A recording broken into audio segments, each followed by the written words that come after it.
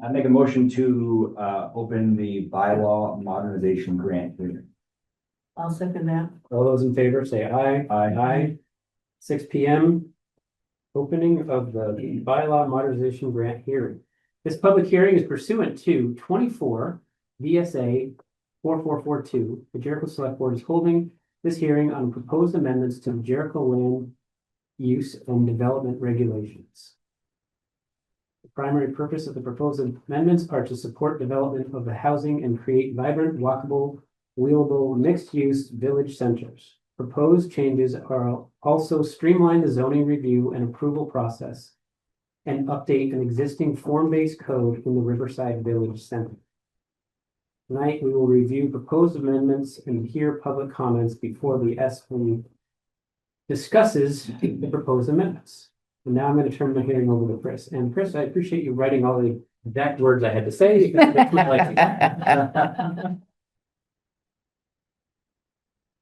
So you can go to the next one. All right, so I'm Chris Shaheen, town planner of Jericho. Tonight's hearing is focused on zoning amendments in Jericho's 3 village centers. You can see them up on the screen. It's Riverside, Jericho Corners, and Jericho Center. Go to the next slide. The assessment of the zoning, it's been funded through a grant from the Vermont Department of Housing and Community Development. The focus of the assessment includes assessing it, making sure it's aligned with the town plan. The Planning Commission used Vermont's Enabling Better Places as a guide, simplifying the form-based code in Riverside, and then just the general goal of creating vibrant mixed-use village centers. Go to the next slide. So the Planning Commission has discussed these proposed amendments and received public feedback at practically every meeting that they've held since work began on this back in January of 2024. Town staff, I held 2 public open office hours in April to answer any questions and receive public feedback on these amendments. The Planning Commission also heard feedback at their public hearing that was held on May 20th. And I can truly say that the public comment at each phase of this project informed the Planning Commission's discussion and the proposed amendments. They were constantly evolving based on the feedback that people were providing. So the proposed amendments include things related to dimensional standards, so things like lot size, building setbacks, required architectural treatments, vehicle parking, both the number of required spaces and location, allowable uses. So we look at the table of uses, looking at housing and some subdivision requirements. I looked at some streetscape standards, things like on-street parking, required sidewalks, tried to incorporate complete street principles from some provided by the state. And also the development review processes. So we've looked at places to provide more approvals by the zoning administrator, trying to simplify the process, providing more flexibility in some requirements, and just overall more clearly defining what the review processes are. So some notable changes are in terms of dimensional standards. We looked at setbacks in the village centers, eliminating minimum lot sizes and density caps in the village centers, and as I said before, simplifying the Riverside form-based code. Also looked at issues related to parking. So driveways can now serve, as proposed, would be able to serve up to 4 lots in village centers, as opposed to, I think it's 3 right now. Parking requirements are now consistent with the use table, so we aligned the use table with the parking requirement table. Surface parking is now proposed to just be behind facades in the village centers, except for driveways to single-family homes. There's some exceptions for when you can park in front of a single-family home.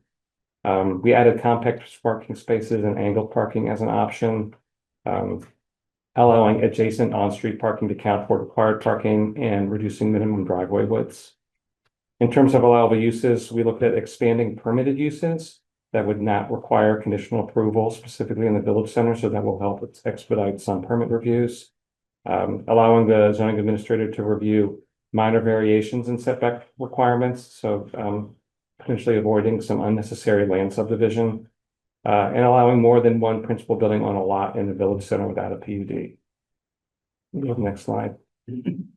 Other notable changes included some related to street standards. So in Riverside, requiring on-street parking, street trees and sidewalks, providing consistent dimensions for travel lanes, sidewalks and tree boxes, reducing the required minimum width for travel lanes and including building setbacks as part of the regulated as part of what you would consider the public realm or what you experience when you're on a street. And then in terms of the development review processes, clarified what does and does not require a zoning permit. Not everything requires a zoning permit. Clarifying the authority of the zoning administrator to approve permits without DRB review, including up to 4 unit dwellings as exempt from site plan review. Creating a minor site plan review, which is separate from a major site plan review. The minor site plan review is something that the zoning administrator can approve. Simplifying the review of waivers and subdivisions, and then overall simplifying design requirements and giving the zoning administrator authority to approve compliant projects and grant certain zoning relief within parameters. Overview. Wow, that's all you got, right? That didn't do much, really. Yeah, that's it. I was Okay, just 2 years to do I that? was just thinking about, I had something, I really appreciate like the level of minutia in that. Oh, yeah. It's maddening. If you look at all the red lines, Really appreciate the time. Summary. The time, well, just the time and effort that I took to go through that and really think about the implications of this one line by line, so. yeah, if you look at the red line draft, I mean, it's amazing how many lines were changed. And if you're down in the weeds, you're down in the weeds for a very long time. So I also appreciate the efforts of the multiple planners. Yeah. And the consultant as well as the planning commission who did all, been working hard on this for a very long time. So the next part of this is the public comments, and I think for the most part during this part, other than maybe asking a clarifying question like you didn't understand, we're mostly going to be quiet here on the select board, and this is the public's turn for comment. So if you can raise your hand, if you want to provide comments, I'll watch online and here physically. And 3 minutes. Be nice, be civil. And what do we got for comments? Does anyone have any comments? I guess I should start with. Amy Morse online had the very first quick hand. So go ahead, Amy. Hi. So I guess I have a comment on section 5.6, the dimensional requirements for the standard subdivisions and conventional developments.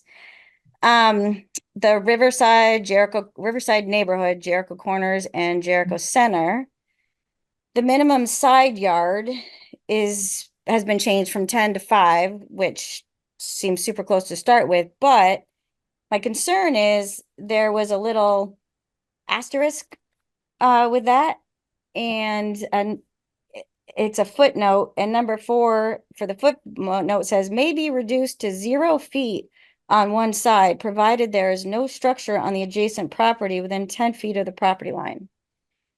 And I guess, it seems to me like that basically is allowing someone to do something on their property that's going to impose a restriction on the neighboring property. There might not be a structure there at the time, but that's now going to preclude that other neighbor from possibly doing something in the future because they have to now be 10 feet off the property line versus 5 feet. Like, it doesn't seem very fair. If we're saying the setbacks are 5 on the side for, everybody, it should just be 5 versus, okay, well, if there's no structure there yet and you're 10 feet off, well, then they can go to 0. I guess the other concern too is if somebody's building at 0, how are they going to maintain their property when it's right up on the property line of the neighboring property? Thanks, Amy. Yep. Did you get those, Chris? Any clarifying? Okay.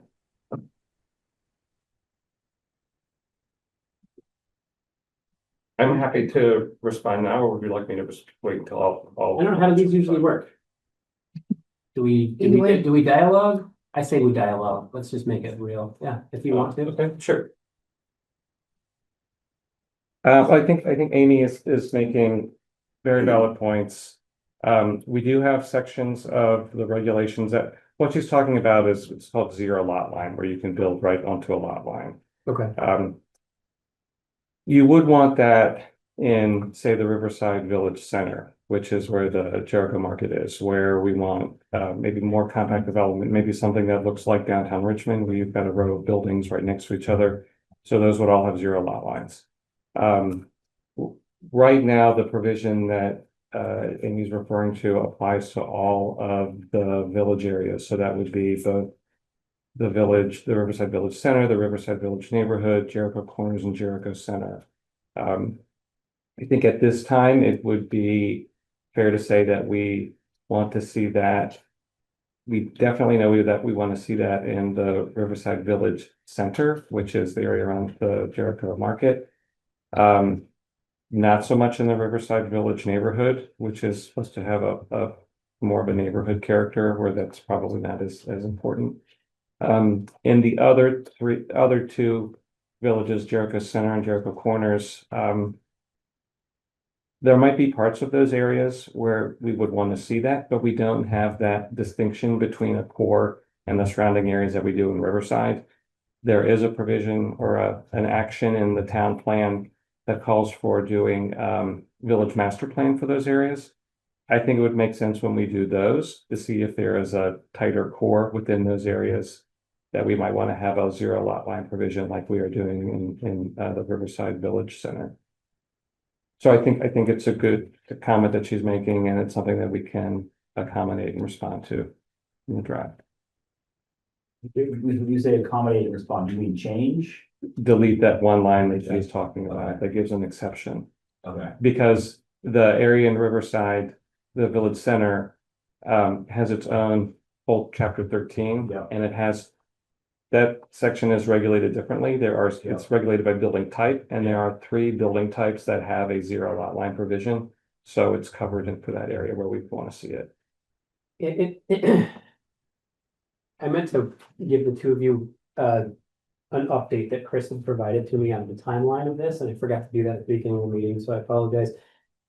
I think what's probably going to work best is we're likely going to hear a couple of amendments tonight that we're going to be looking for Chris to follow up with and at least consider, and then discuss those amendments, whether he and the planning commission think they're a good idea, whether they don't. We'll discuss some of those amendments, like the one, if Chris decides to make a change based on Amy's comment, we'll discuss some of those updates at the July 17th select board meeting. And we then warn, at that meeting, we would also then warn a second public meeting for this same thing for August 7th. Which pushes it back one select board meeting from what we had kind of thought of before. So July 17th, we're gonna see another draft or some tweaks. Yep. And then August 7th would be the next hearing. Yeah, and the reason for that timing just has to do with statutes and when Sure. when the, to talk about it on the 17th, it just has to do with the timeline and the statutes, so. So do you want to go ahead and warn for the August now? Well, I think we'll see how it goes, but I think the plan is we'll warn that on July 17th, because who knows, maybe there's some giant change in there that he can't get in that amount of time, so we'll wait until the 17th. Okay. To Yeah. post to warn you. Typically, when we've had public hearings on zoning, we've done the 2 hearings anyway, because there's always questions that come up. Yep. And then, it's, even though the law, the statute says you don't have to anymore, it's just good practice to have a second. Yep. Okay, so sorry, that was back to I want to go back to the public Okay. part, but I just wanted you guys to not be like, oh, Thank you. how are we gonna do that? Yeah. Okay, any other public comments? Don't see any online.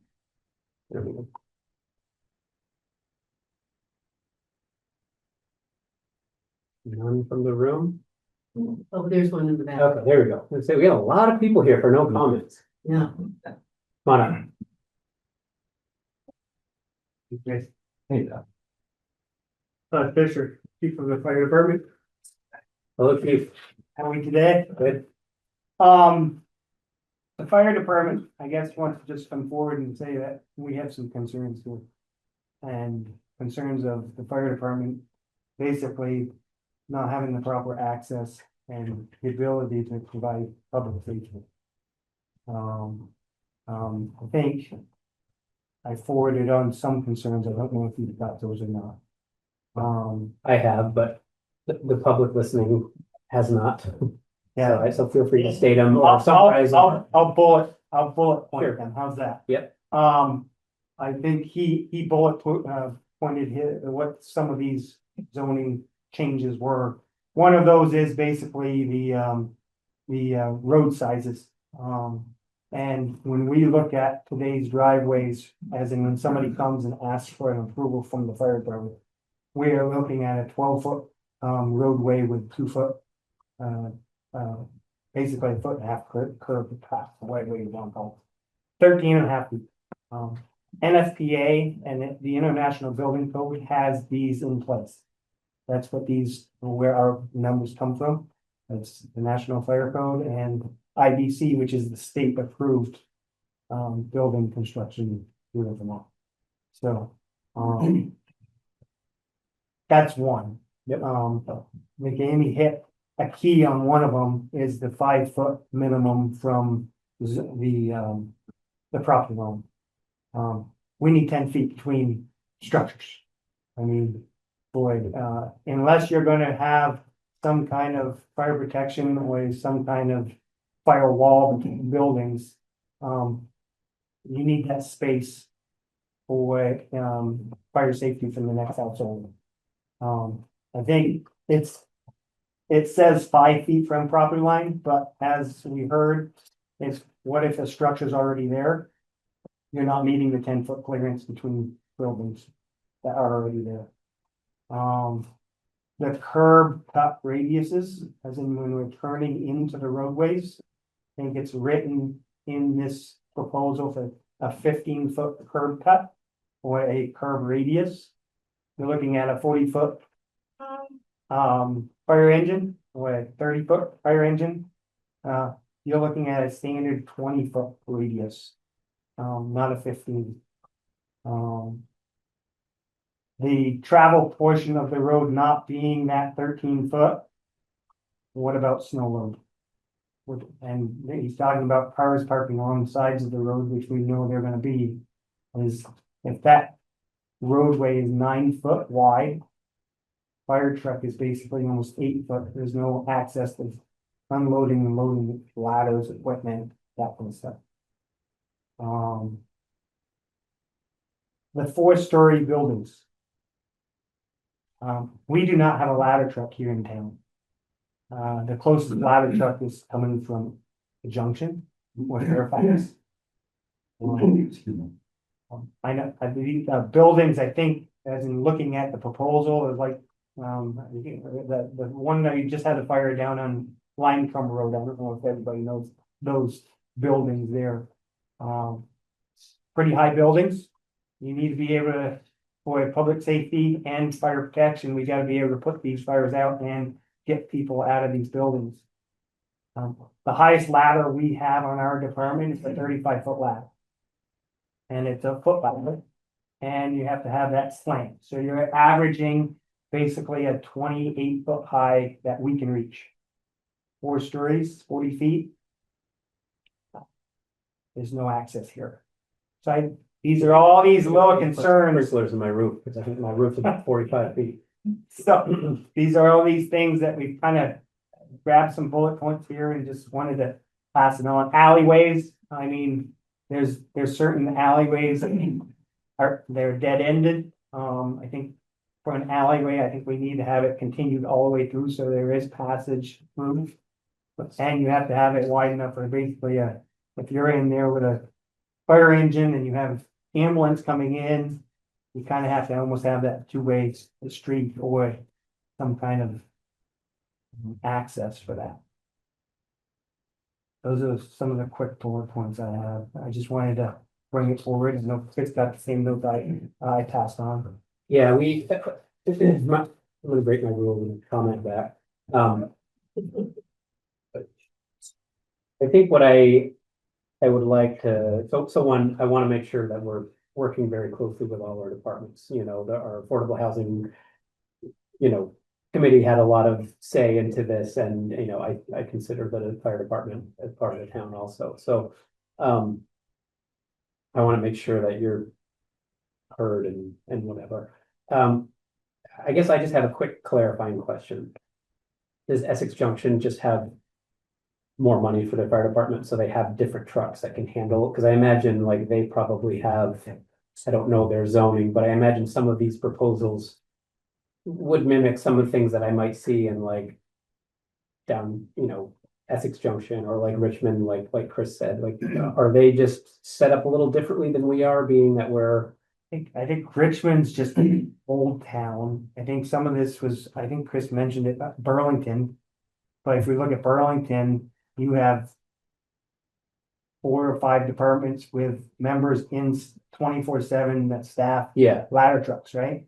We've had 3 structure fires that I know that we were there within 10 minutes, but the houses are basically fully involved. Yeah. But for like Essex Junction, are these, are some of these proposals, are we saying, are they like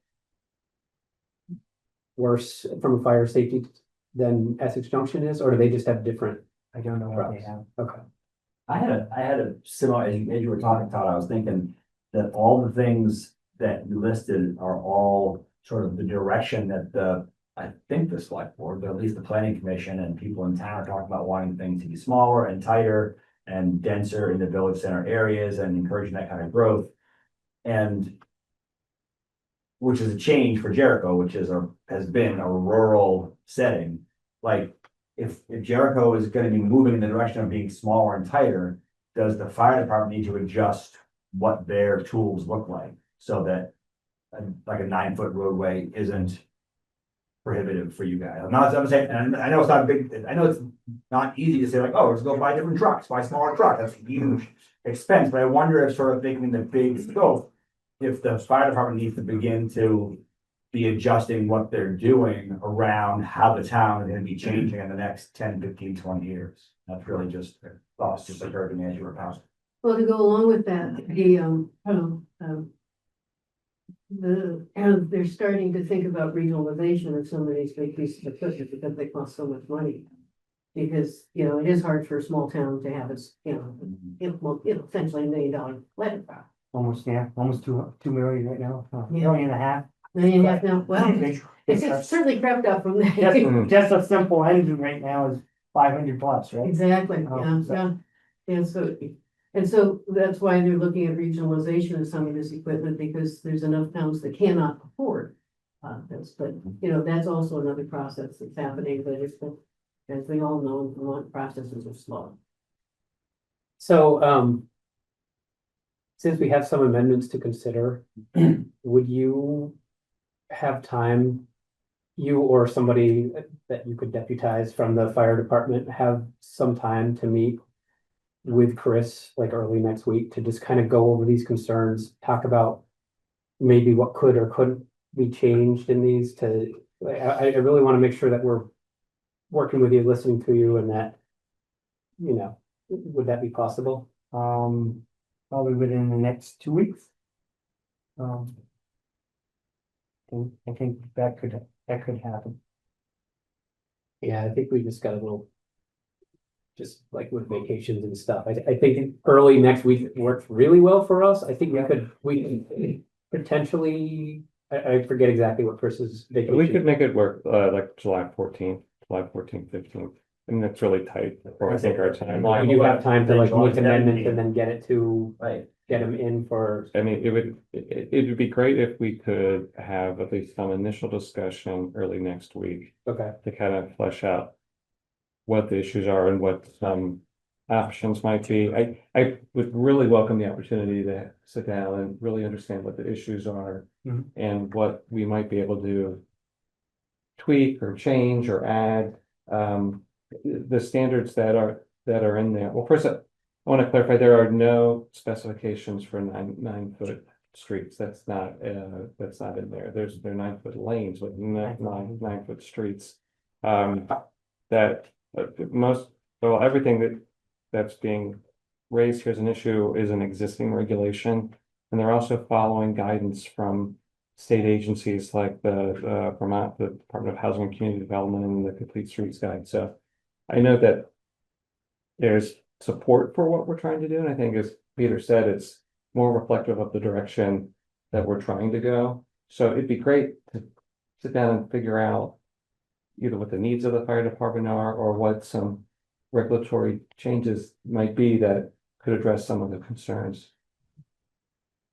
Is it possible for someone, if you're 2 weeks out, there's somebody else from the department who could represent so that Chris can get concerns earlier? I know the three chiefs kind of, have our meetings and would probably sit down and talk with them. One of our three chiefs is actually a fire marshal, where he actually has a lot of this codes and stuff. Sure. In his head. Yeah. Maybe he's chair of the other select board of the other town. I don't want anything to do with that.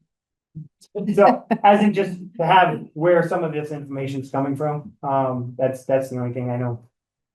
As like somebody said, vacation's coming up, right? So. a couple Yeah, people jump summer on. gets real tough for scheduling, so I do get it, but I Yeah. really wanna move these forward. Because the planning commission put so much work into it, and we have other things we'd like them to work on. Yeah. But at the same time, wanna Yeah. make sure we're partnering well with your group. So I don't know if Chris got him or who got him, but I know Matt started with these concerns back last year when he was chief. He sent a lot of these concerns to the planning commission. Don't know whatever happened to him. He said it never went anywhere. So here we are right now. Well, I think just because we don't necessarily make a change doesn't mean they weren't thought about and considered Yeah. and whatever. There's a lot of things that I'm not speaking for the planning commission. I'm just saying, like, on the select board, I listen to lots and lots of stuff. That doesn't mean I like do everything everyone says, but we do listen to everything we get. Yeah. Okay. So that would be my proposal on those particular concerns, because I think they're important and I think the whole thing's important. Other public comment?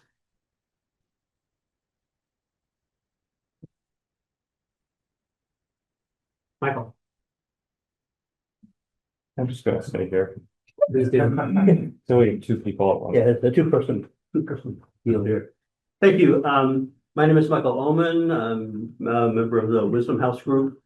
A couple things. First, I'd like to really thank the Planning Commission and commend the Planning Commission and the people that work on all that, on the work that they've done. I've been associated with this kind of activity for decades now, and this has been a remarkable job in terms of thoroughness and carefulness in what they're doing. That said, I'm a little concerned about some of the directions we may go with the street standards and that sort of thing. I've been associated with this for a long time. I know we've talked about the Complete Streets Manual, this one that the state has adopted. For your information, actually, I wrote it. So I'd like to, be able to reference some of this. One thing is very clear, and I think you've alluded to this, you're really looking to build a vital pedestrian-oriented neighborhood here. We're not looking to build another subdivision and that sort of thing. So how this is done is very, very important. And when we wrote this, we drew very heavily on things like the ITE manual for context-sensitive solutions and all of that.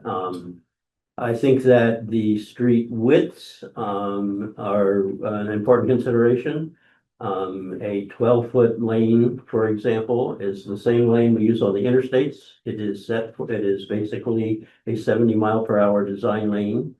If we use 12-foot lanes in this area, we won't get 70 miles an hour, but I can assure you we'll get higher operating speeds on our streets.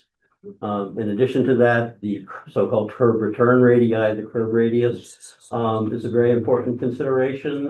If you look on page 27 of this, although you probably have a copy of it lurking around somewhere in the piece, you'll see that as you go to longer, there's a small illustration that makes it clear that As you go to wider curb radii, or bigger curb radii, what you wind up doing is creating much wider widths for pedestrian crossings. That makes it both more inconvenient and equally important, it makes it less safe. Pedestrian safety is a case of exposure. Exposure is determined by the amount of time people spend on the street. So having to cross wider lanes, having to cross more wider radii like that. I would say also, Wisdom House Group is super interested in making sure that we have adequate fire protection. We plan to live there. We don't want an unsafe location, and we've already met with Bob Stone and other groups, and we are prepared to meet with anybody. With respect to this, I would say we offer our offices and to meet at any time and whatever schedule you need to work out anything like this. We have some experience in it and are only too happy to share it with you. And again, thank you so much for what you've done. We feel that what is in place right now would be a magnificent improvement to what the town's president has. Thank you, Michael.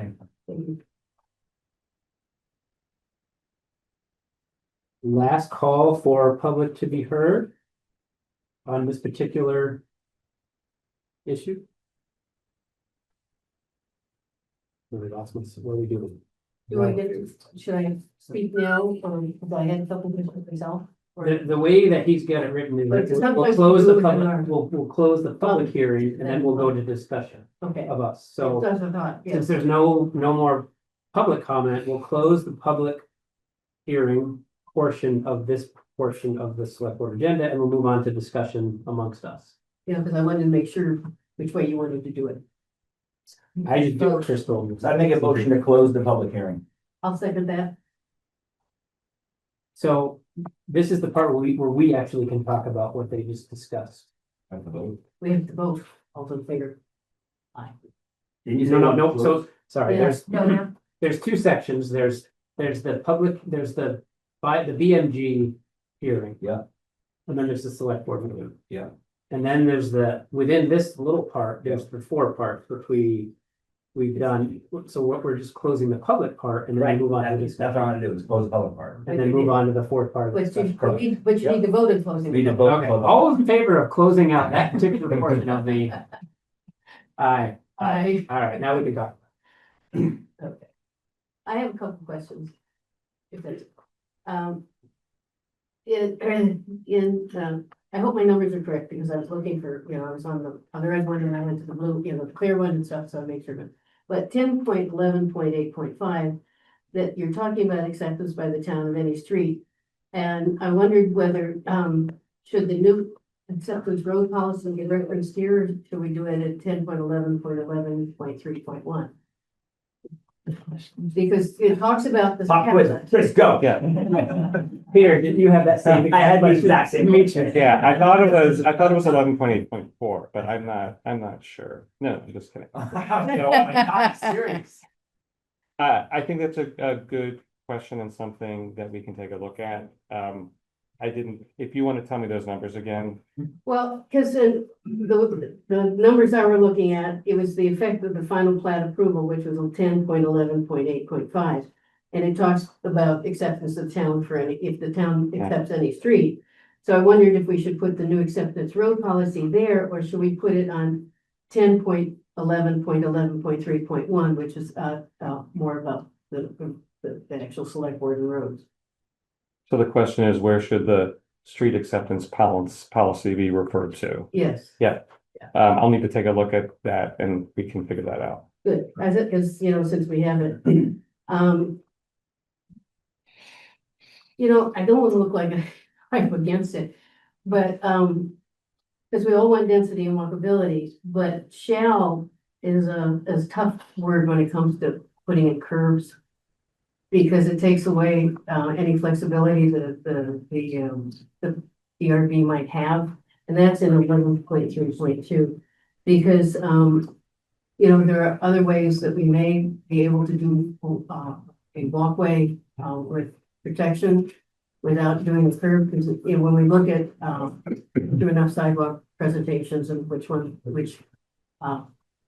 choose out of the choices of the engineering, curbs are very expensive, and we're talking about affordability as well, and if, you know, that could be an issue, so I'm just worried about the word shall. I wonder if we couldn't have some more flexibility in terms of, instead of saying all sidewalks should be curved. So that issue came up both in public comments and was specifically discussed by the planning commission. But the focus was more on sidewalks and not curbs. And there was a strong feeling about the sidewalks, but the curbs were not discussed. Well, it has the word curb in there, so. Right, so I think that's a very good point and distinction, and I think we can look at whether or not curbs are required in every place. Are you less concerned about sidewalks and more concerned about About curbs? sidewalks or walk, Okay. because look at the, right across the street, we have a nice walkway on Route 15, but it doesn't have a curb. Yeah, And we're putting in another one, I don't think it has a, to get a curb either. So it, one, makes it easier to move snow, if mhm. there's not a curb there. And curbs are expensive. And you know, we want to be affordable in our building, as well, whether you're asking the developer to do it or whether you're asking the town at the time to do it. No, I think that's a good point. And I guess I'm just looking, I think I'm getting the clarification that I'm asking for, which is that the comment is really, it's specific to the curb. Yeah. Great. I think that's something that we can take a look at and can report back on at the meeting on the 17th. And then this would add more money, but, you know, given the increased flooding and the amount of moisture we've even seen this, past, May. I'm concerned that we're still only using the 25-year flood, for culverts. I think we should really think about the 50-year flood Mhm. to be much more resilient. I think, I don't know much about that issue. I think it's worth looking at. It is well beyond the scope of what we were looking at here. It was 11.13.11.7. Oh, was it edited? Was there a change to it? I don't know, because it looked, when I went to the blue, which was the clear, you know, copy, it still looked like it was there, but, you know, it might have been shifted in one of the other iterations. It might have been moved to another section because Yeah. some of what happened was a reorganization. Tell me the reference number you're I looking looked at for specifically, and I can get back to you. 11.13.1.7. 11.13.1.7. Yeah, 13.1. Yeah, 13.13, yeah, 11.13.1.7. Great. And, you know, because we really ought, for resilience purposes, we really ought to be looking at the 50-year floods. But it just means people have to put up a bigger culvert, but it's safer.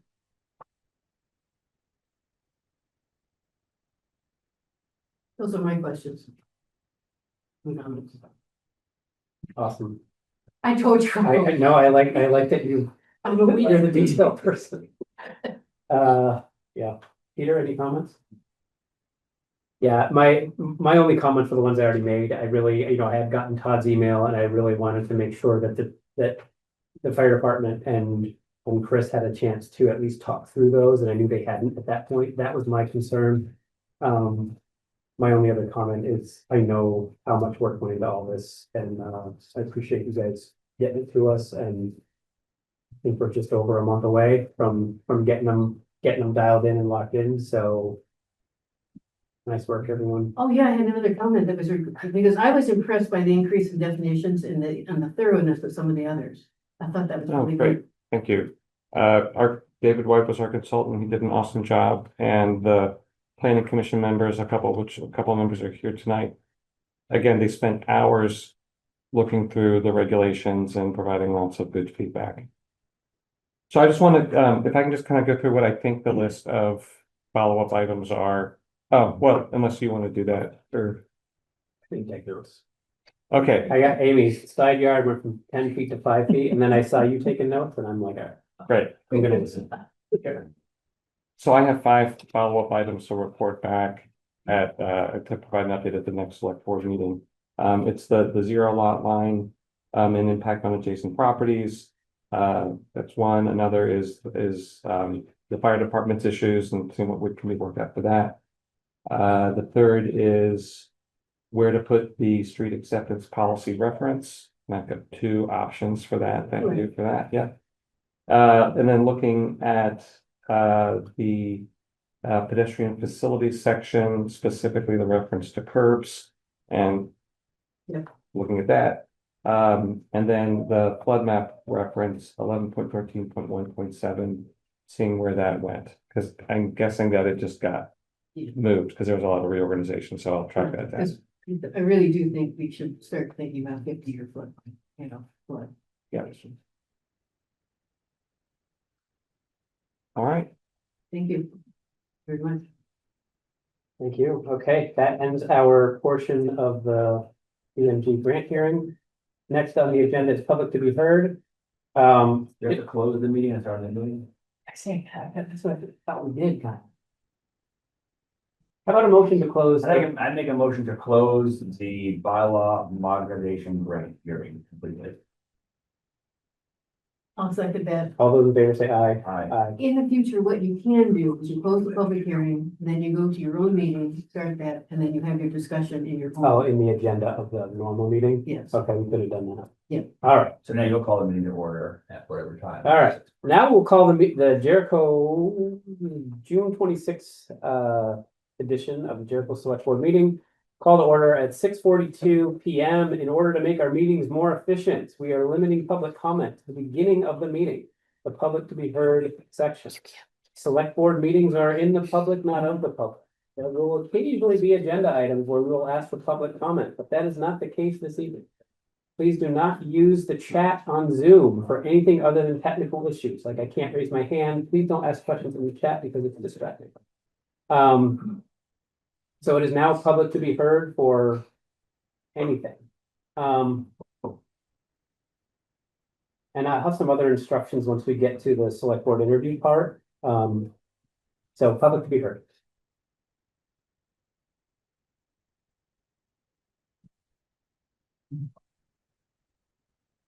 Nobody online. No public to be heard. Okay, the first item on the agenda is to appoint Robert Mayer to the DEI committee with a term expiring 2027. Would you like to come forward? I suppose. Able to be grilled by the tribunal. Yeah. It's gonna be rough. Embrace yourself, sir. What makes you want to join the DEI committee? Well, it's something I've had a fair amount of experience with on campus, 30-something years of academia. It's also one of those areas where I think I can contribute to the town, because I don't know much about street building or planning or finances, but I do know an awful lot about people. As an historian, one of my primary academic focuses. I've worked on DEI and diversity issues in the classroom at institutional level. And frankly, I just like having a community that's welcoming, fair, and has a lot of variety in it. And I think that if you can do this at the low level, at the town level, at the community level, makes it a heck of a lot easier to build that out into the broader state and national level. I think it just makes for helps make the decisions we make here work better for everybody. We see a declaration of inclusion. Absolutely. Questions? I thought it was pretty cool, instead of saying from Professor of Interdisciplinary Studies, that he's been working with a whole bunch of different kinds of people now. Oh, yes.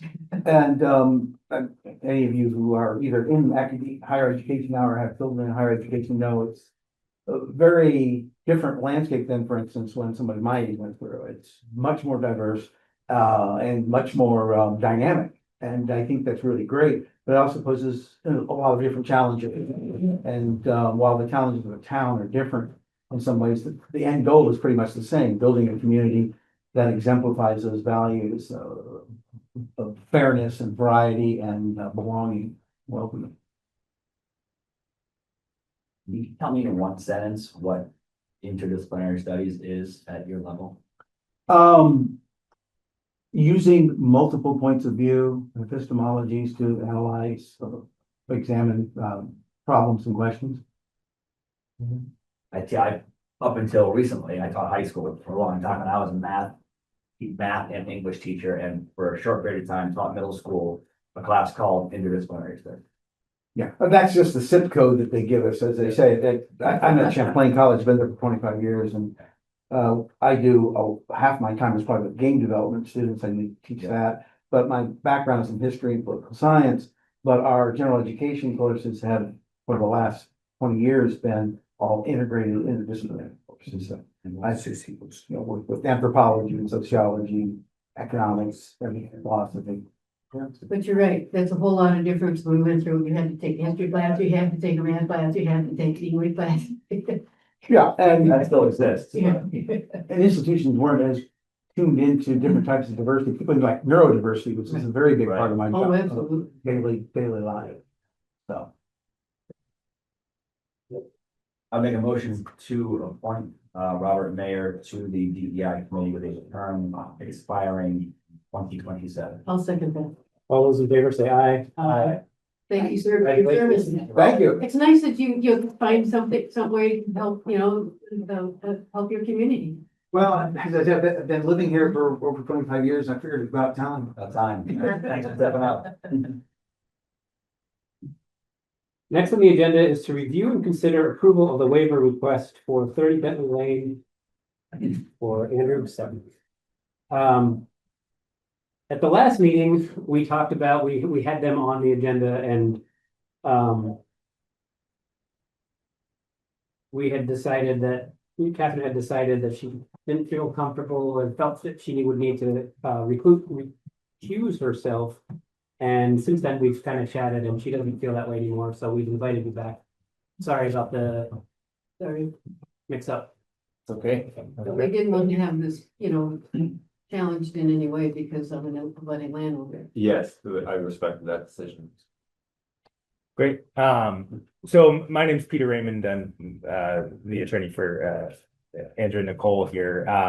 And submitted a letter, but so just generally what we're seeking is a waiver of the public works specs for their parcel 30 Bentley Lane.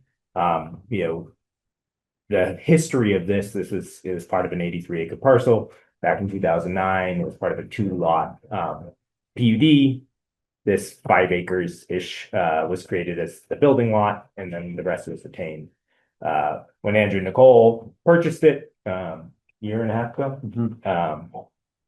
that's when they engaged Steve Biglio of KS to kind of develop their driveway.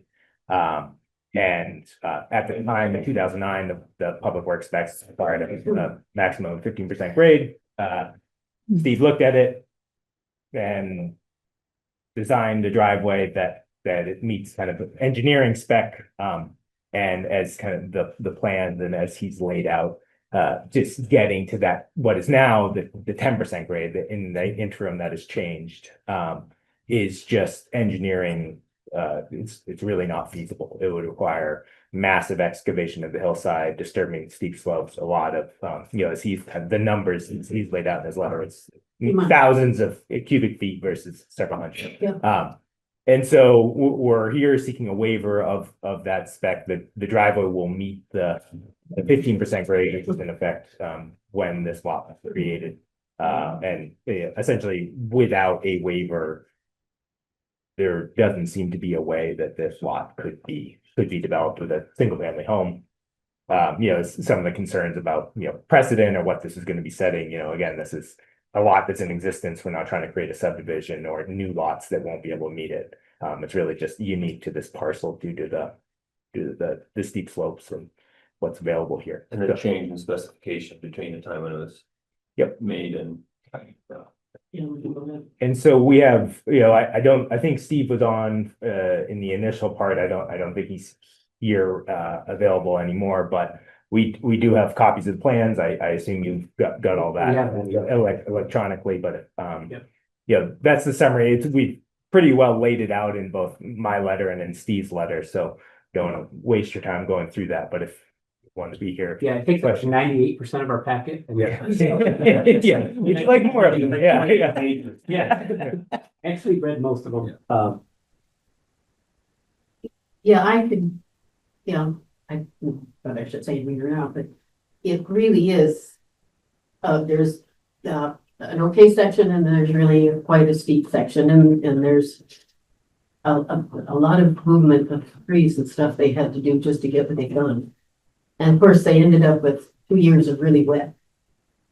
I'll make a motion to approve Andrew Sepic's request for, sorry. Comments? Are we allowed to make comments? Nope, there was no public comment for. We are butters. We're No, not, you're yeah, not. we're not the DRB. No.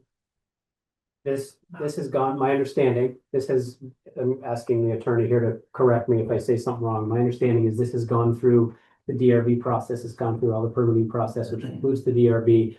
The DRB has approved it with the exception of the fire department would not sign off on it because it doesn't meet the current spec, even though it met the old spec. They say everything right? The lot was created, the lot was created back in 2009. It was approved as a building lot. At which time it was within spec. It was within spec. And spec has changed since. Yeah, the public works spec. So it's really all this before the select board now is the public works spec. Is there a waiver of the public works spec? Bill is concerned about runoff anyway, but. I can allow, You know me. I can allow 1 minute, but I did say. Just control the water as it runs off the property so that it doesn't wash out the road or our lane. I think it's all doable. We're in support of the house and of our new neighbors. But we want to make sure the water gets controlled. Thank you for that comment. In fact, is enough time has passed that the little one is no longer itty bitty one. Well, and I think speaking to that, that's another reason for the waiver as Steve laid out in his letter, the erosion concerns of putting in a 10% grade driveway is very significant. My friend Susan had her hand up real Yes, quick. hi. So She's I gonna, am married to Bill Butler. I'm Susan Harrop. We live at 23 Bentley Lane.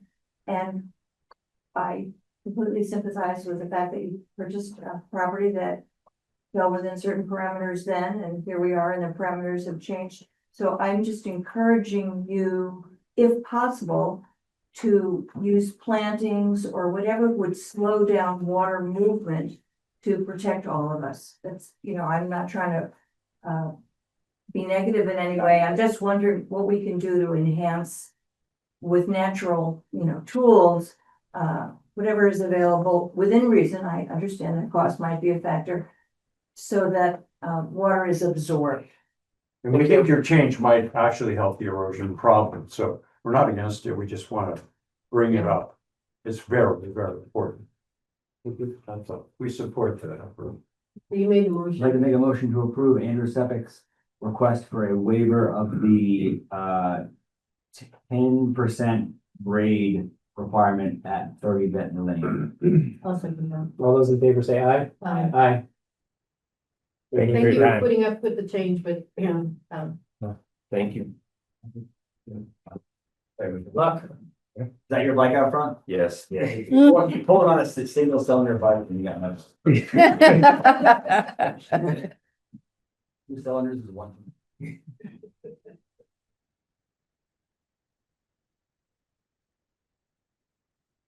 Okay. This is the moment we've been waiting for. Some of us, I think, for 20 years or so. Others maybe not. So this is a public meeting that anybody is welcome to attend, all of it. But I'd like to propose a structure and see if the following people agree with what I propose. Because if you're all here for the we're gonna ask, at least the first initial questions are gonna be the same, which would give whoever goes first an extreme disadvantage to whoever goes last. And so I'd like to propose a way that you exit the people that are on the list. So Erik Glitman, Laura Crain, Omar Saiyid, Amy Kapitan, Sarah Hopewell, and Will Veve.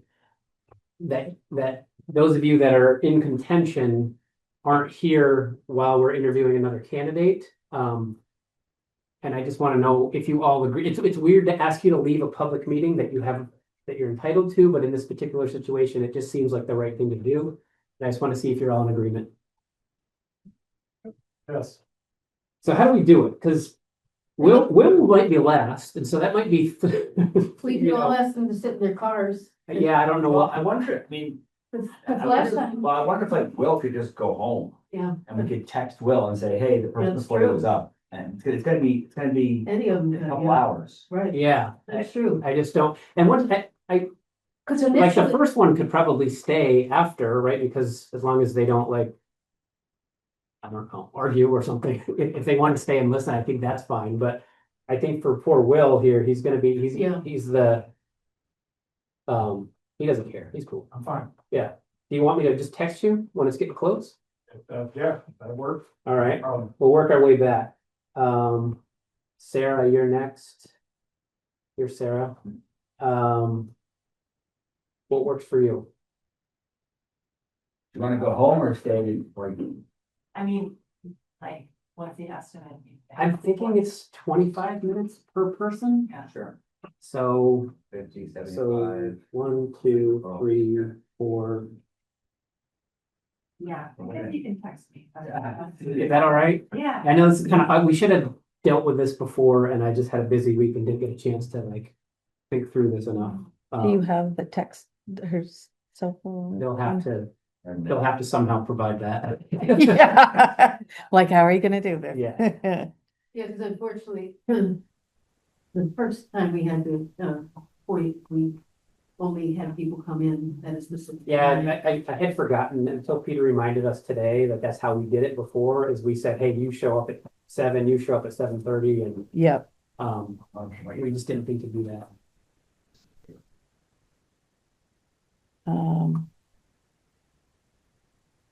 So do you want to keep the first 4 here? Yeah, but They can go out, they can go outside. Yeah, we can shut the doors and stuff. I don't know if we want to open up like Chris's office or something. The Chris's, and so there's He's like just like, table they yeah, can hang out yeah, at, or I don't yeah. know, like what, Yeah, we do that? yeah. Is it open? No, he just left. Oh, you don't have a key? I have a key. Oh, okay. Yeah, I said we can do it. Yeah. You said, is he here? No, he's not No, here. we would also ask them not to stream MMCTV. Oh, yeah, don't get on YouTube, no cheating. We trust everybody, but on the other hand. I don't know either, but if someone's earlier in love, we like to work with me. I can just go earlier. I just had like a baby at home, kind of like, Oh, that's worried, right. like, she's going to their town, so I want to like. Yeah, if you want to do that, Super late. if she Yep. gets up, I don't- you can ask Eric if you could go first. Very good. Say what? Eric, would you care to let us, Sarah. Sarah Sure. go Thank you first? so much. Because she has a young. Getting nervous about the time. Are you Amy? Yes, ma'am. Do you wanna stay or do you wanna go home? You're probably gonna be like an hour or 2 hours. Coffee. Yeah. Or beer. Oh. Exactly. Yeah, good idea. Pastry. Okay, so we're gonna go Laura, then Eric, then Omar, then Amy, then Sarah, then Will. No, no, Switch. Sarah. Sarah. Sarah, Oh, Sarah, I'm sorry, I thought I had you mixed up with so this. Sarah, Eric, Laura, Omar, Amy, Will. And Will has left or is leaving. And Amy, you're gonna go for a walk. Laura, so you're third, Laura. Laura leave? Laura left. Yeah. Here's the plan. Okay. Okay.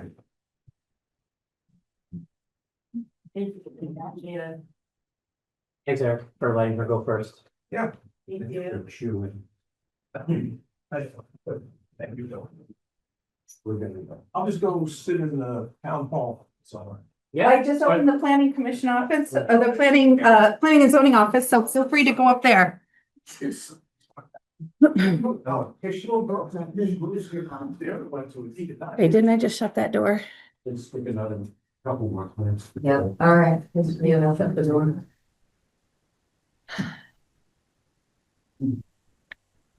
Now I need to.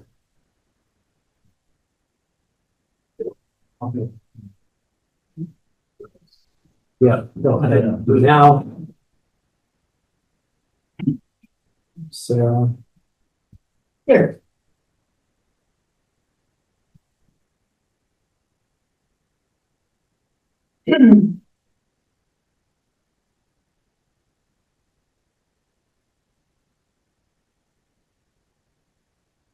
Oh, I got it.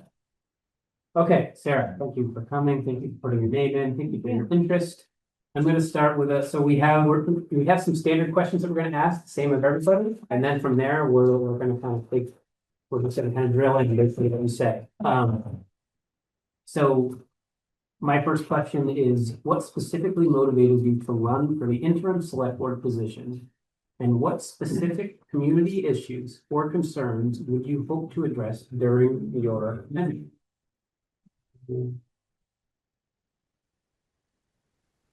Thank you very much for having me for the interview. So what specifically motivated me to submit my consider for this interim position? I've lived in Jericho for about 4 years, and I've really enjoyed learning about the community and exploring the town. I haven't been involved in any official committees or anything like that since my arrival, but I've really loved like with each passing month my time here, and I think I am feeling more and more motivated to maintain what I believe is like a really lovely town and make any improvements that I can. I was lucky to welcome my daughter into our family this November. So she's about 7 months old now, and I think I'm feeling even more motivated to help where I can to sort of shape the future of the town. I've always been involved, I think, with helping improve people's lives until recently. I worked in the international development space for the last 15 or so years. But unfortunately, I lost my job as a result of changes to our foreign aid funding in our country. And so I was felt, feeling a little frustrated and wanting to make it as much as I can and not being able to really do that at the level I was doing before. I was feeling like, how can I get involved more in my community? And this timing kind of presented itself. So I was excited to be able to submit my letter of interest. So that's what specifically motivated me. And specific issues that I think are important to me as it relates to Jericho. Two that come to mind are ensuring that there is affordable, diverse housing in our town. My husband and I were really lucky to be able to purchase a single family home when we moved here in 2021. And that was when, housing prices were getting rough, and they've kind of even escalated a lot since then. And so I really feel for new residents and families who want to move to the area, but are just sort of stuck in terms of options. And so I think being able to make improvements with the types, prices, and diversity of housing is really important to me, and I think important to the future of the community. And I also feel strongly about, pedestrian and cycling safety. I know that's an issue that comes up a lot at the select board meetings. And so I think, I feel lucky where we live, where I can get to Route 15 without having to actually walk on Route 15 through the Jericho Forest and 3 different roads. So I think increasing connectivity between neighborhoods in town centers where possible would be really important for, all types of residents. So I think I'd be very excited to be able to help make those kinds of improvements. Too bad that we get to learn of somebody in our own community that was got hit by the changes in administration. Although this was in your letter, it's helpful for the community as well to know about you. So can you share a bit of your experiences you've had with local, state government, or community organization involvement that has prepared you for this role in this life? Sure thing. So as I said before, I haven't been a part of any local committees or government here in Jericho. The work I did with my prior employer worked with federal government funding, and so I am well versed in rules and regulations, U.S. government rules and regulations, and I think that sort of familiarity and comfortableness I have with that would lend itself well to being on the select board. We worked a lot with we worked in projects in countries all over the world, and a lot of our projects were focused in local governance, and so I have some familiarity working on projects that are focused on like local governance issues just in different countries. So I think there are some areas that I could draw on from my experience working on projects abroad in that area. A lot of the work I did at my previous employer, I was at the end of the day, it's program management. So I think a lot of my experience with contract administration, budgeting, the handling of our vendors and subcontractors would lend itself well to the responsibilities and duties of the select board. And worked pretty extensively with developing and reviewing proposal and project budgets. And so I'm comfortable doing sort of line by line item reviews of budgets to make sure, costs are reasonable, realistic, and ultimately going to be of good value to the taxpayer. All of that. Thank you.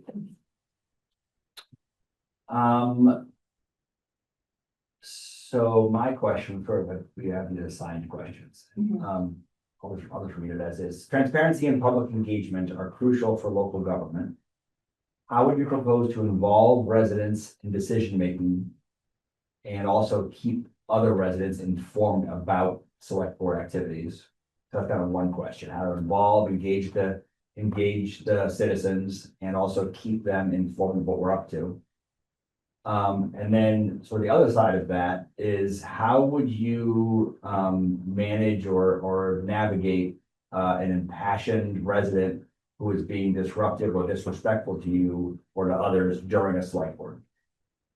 Okay. So I had two questions. Can you just repeat those again? The second one? The first one. Yeah. In short, basically, how would you engage with citizens to get citizens to be involved with the work that we're doing? Okay. And then also for citizens who aren't involved, how would you kind of keep them informed? People who aren't as interested in coming to meetings, stuff, how would you help keep folks informed of the activities of the select board? Okay, thanks. So I think public forums, such as this, or at different event or different locations in town for citizens that are interested in participating are a good way to get and hear input. I know that happens a lot already, so I feels like that's a good way for how you guys would be getting input, to have either meetings, opening up meetings to folks online, I think has been really helpful. I know I've participated or reviewed meetings like after the fact that I haven't been able to attend. So I think that's a good way to make sure you're getting as much input as possible. So multiple like in-person meetings, being able to have folks call in is, I think, will increase like accessibility to meetings. And then in order to like reach residents who have historically not, been as active, I think there's a particular like segment of the community that you're interested in targeting, finding inventive ways to engage those folks, whether that's thinking at different events, if they're trying to get more young families involved, having events, or trying to get information out at either local library events or the farmers market or stuff that we think the population we're sort of looking for would be attending. So just thinking a little bit like outside of the box of like, if we're trying to involve X type of, residents in the community, what would be the best way to do that? I also think I review like the Selectboard website a lot, so I know that there's information about meeting minutes and stuff on there, but the more information that can be posted on the town website or the Selectboard website, I think that like sort of digital accessibility is a lot less time intensive for people to be able to review and participate rather than necessarily join a meeting or come to an event they might not be able to have the time to do. Okay. Thank you. It was the second part. Oh, yeah, the second part. Actually, I forgot all that. A really person? Yeah, Was that? yeah. If I'm sorry, can you repeat that one? Yeah, just any thoughts on how to manage and work with people who are disruptive or disrespectful to you or to others in the select board during a meeting? Yeah, sure thing. I'm sure that happens too. So apologies if that has happened in the past. I've had some experience, I've worked with a lot of on like the proposals that I used to work with at my old company. We would work with a lot of international and local partners, and it involved kind of segmenting out work for them to do, and then sometimes their work or sort of work changes and they're upset with that result. And so I've had to have some pretty like delicate conversations with folks that ultimately were not pleased with the result. But I think being as open in your communication and honest in your communication as possible, like here's the issue at hand, here is all the information that we've reviewed in order to make this decision. And if the decision that you're making is not what this individual is interested in, explaining your whole thought process as much as possible and why the decision you're making is going to help in the result that you're trying to achieve. I think it's going to be impossible to make everybody happy with all of the issues that are being addressed. But as long as you're like respectful and fair and clear with the process that you undertook for whatever decisions being made, and, you know, try to make it clear that you'll try to incorporate, you know, as many people's views or opinions in the future. But at the end of the day, there are going to be decisions that are made that not everybody is a fan of. So I think it's clear and honest communication is the best way to do it. Thank you. I read this question a little too quickly the first time and realized why Paula wanted us to update it. So I just modified it a little bit. But one of them said we're gonna have to, part of it was that we have to bond for town garage and, you know, that. Development and manage, so you touched on this a little bit already, so this was probably gonna be an easy one. Development and management of our roughly I'm gonna call it $4 million annual budget is a primary responsibility of the select board. Can you share your approach to budgeting and managing municipal finances effectively? And then the kind of the follow along to that is in the next few years, Jericho residents may be faced with the reality of needing to bond for community wastewater facilities. What's your understanding of those priorities and suggested ways to accomplish them with minimal impacts on the taxpayers? A lot of words. Yeah, it's a lot of words. And then, Yeah, so I'll rephrase it a little bit. So like, I think the first part just kind of, yeah, budgeting. you kind of already answered really, but just kind of talk again how you deal with budgeting. Sure. $4 million. Okay. Second part, we're gonna need to start bonding, which means borrowing for things like wastewater facilities. We know some version of that's coming up. We don't know how much, but we know that that's coming because it's a priority of Jericho that we're working on. How do you kind of weigh that with, you know, balance some of the things that we know we need to do, or need or want to do with our taxpayers? So as I said, at my prior job, I worked a lot with proposal and project budgets. I would be, you know, my experience was developing sort of 5-year, or a lot of our contracts were for a 5-year basis. So I would be developing a 5-year budget for, say, early grade education in Liberia. And so we would do line by line, what are the personnel we need, what are the fringe benefits they need, what are our travel, what are our transportation for our partners, who are our grantees, and just really think line by line and talk with each of the folks on the proposal, folks that were in country doing the work to make sure that each of those costs that we're putting together were as realistic and reasonable, and ultimately going to result in winning a project that the team could then implement that project we had in hand. So you were bidding on projects? Bidding on projects, then when we won those projects, managing the And then projects. management, and just, I'm sorry, and I'm probably wrong. What's the dollar amount on a project? On average, our projects were 20 million, 50 million, 100 million, depending on the. This is jump change too. Yeah, but we had some smaller ones. We'd have some just sort of like short-term consultancy engagements where it would be, you know, 50,000 to 100,000 over like a year or two. So we did have shorter duration project that was just mostly like labor and some travel costs.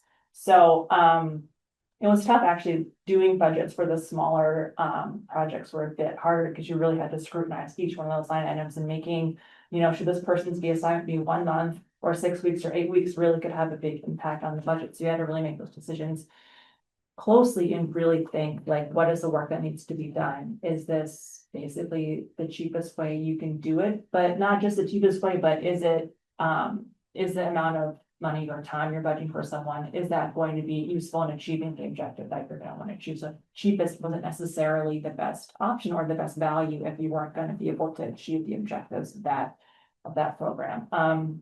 So I developed the proposal budgets and reviewed, did a lot of quality control for the review, but then also on the program management side, manage our annual budgets. I was based in DC, but our field was based in our operations team was based in the field in whatever country we're working in. So just liaising a lot with them on, here's what we thought this activity was gonna cost. Here's what's actually costing. It's more, that's fine. How can we find savings in other areas to be able to make sure we're not, exceeding the overall, budget. So Were you working for the government or were you working for a government contractor? government contract. Which one? Commonics International. Yeah. You work for Some, no, I worked for a government Oh, contractor, somehow survived the village stuff, but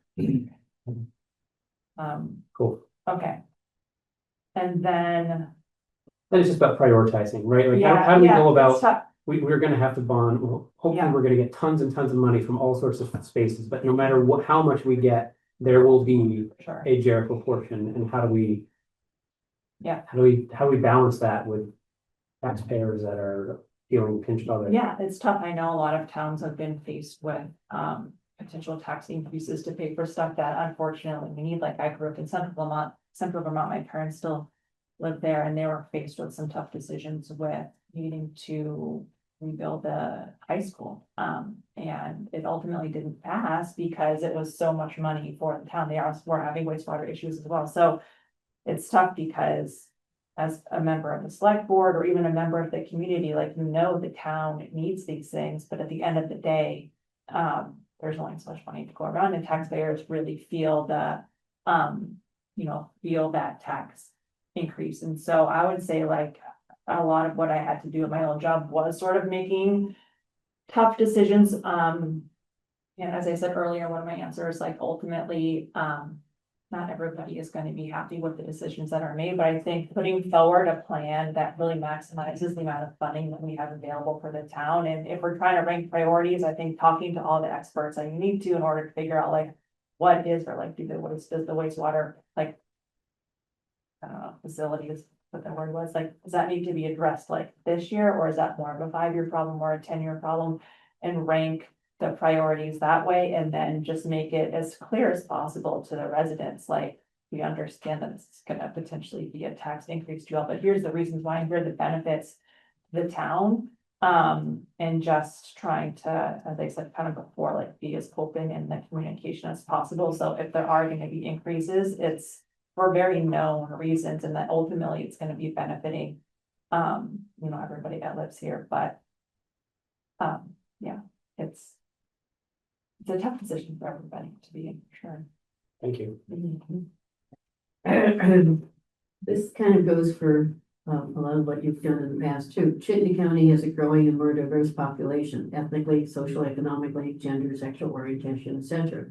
And a variety of community needs, such as infrastructure, affordable housing, childcare, etc. As Chittenden County grows outward, how would you represent and serve the interests of a growing population of historically underrepresented residents and make Jericho the most welcoming and inclusive community it can be? I think,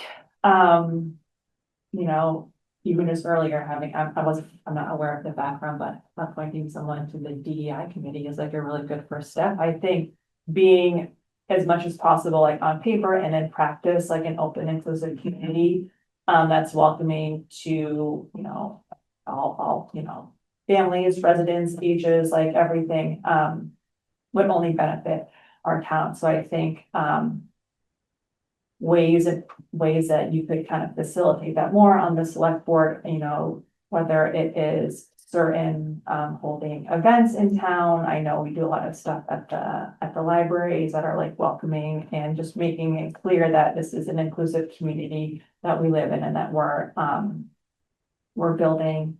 I think we would only benefit from increasing within reason the population of Jericho and the diversity of the city, or the town.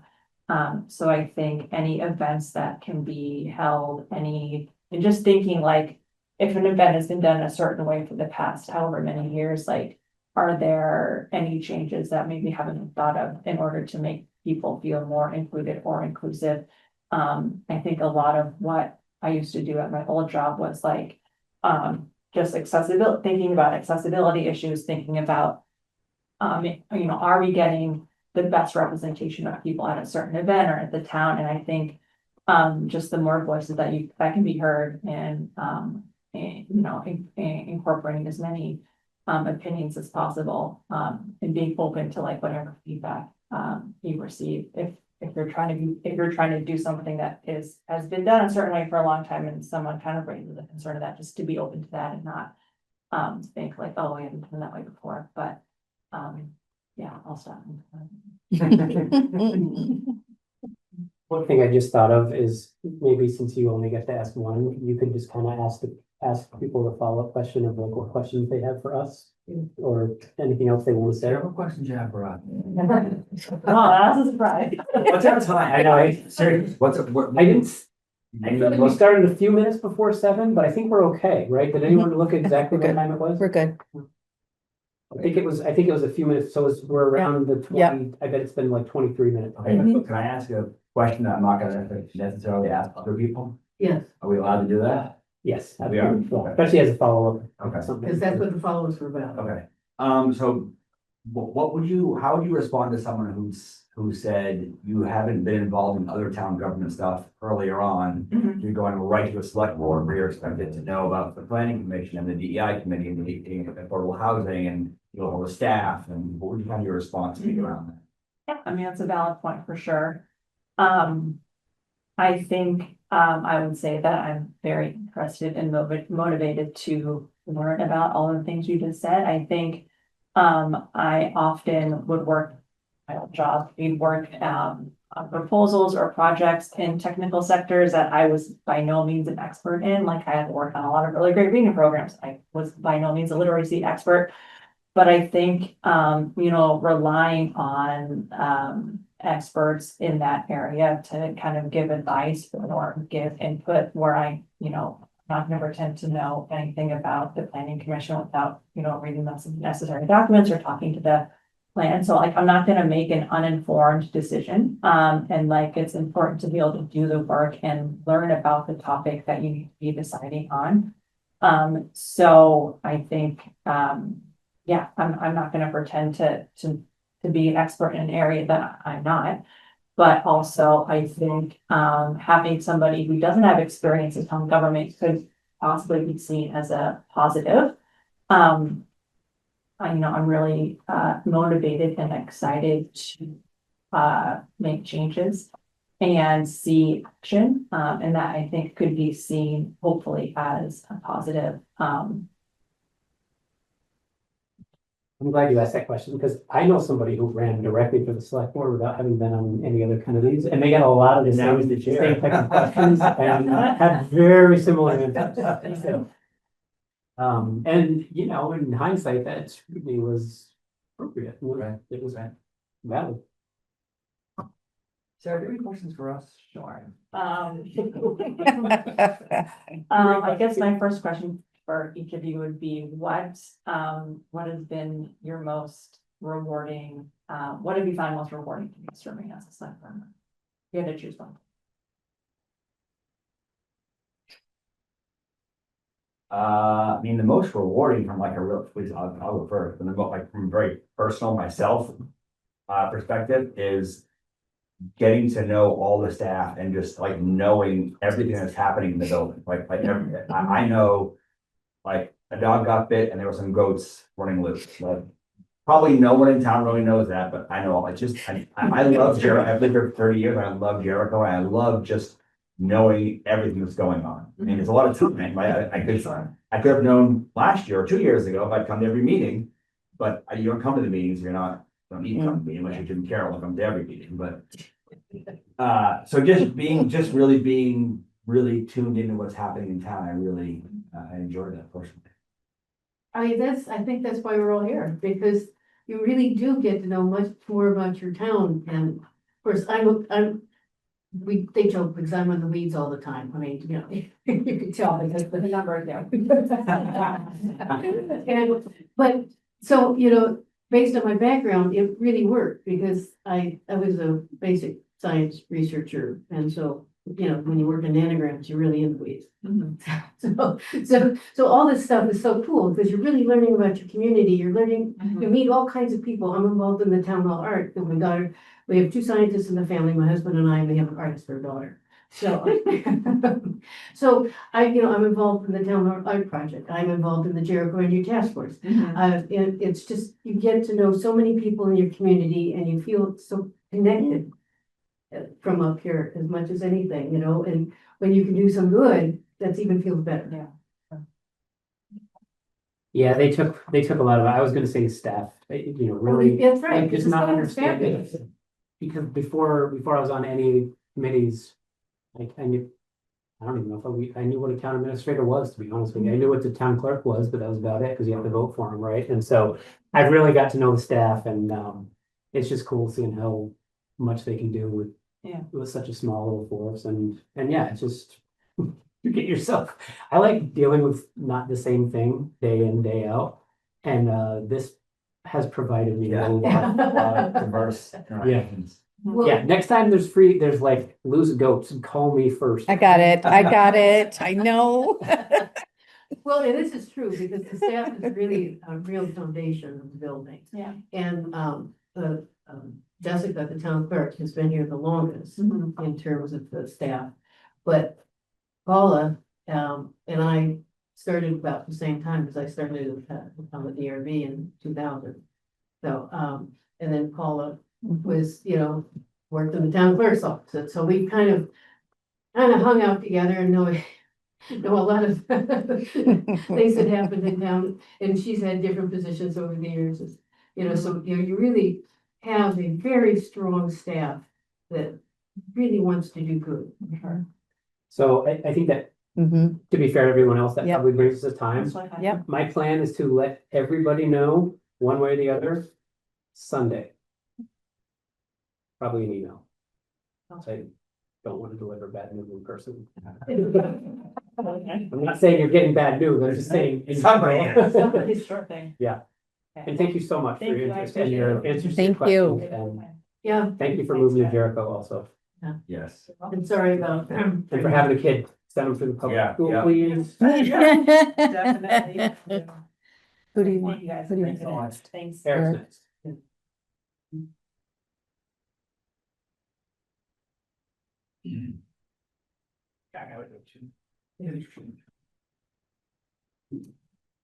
I should probably be more honest and say what Luke is saying is that you have like a forced audience for your jokes.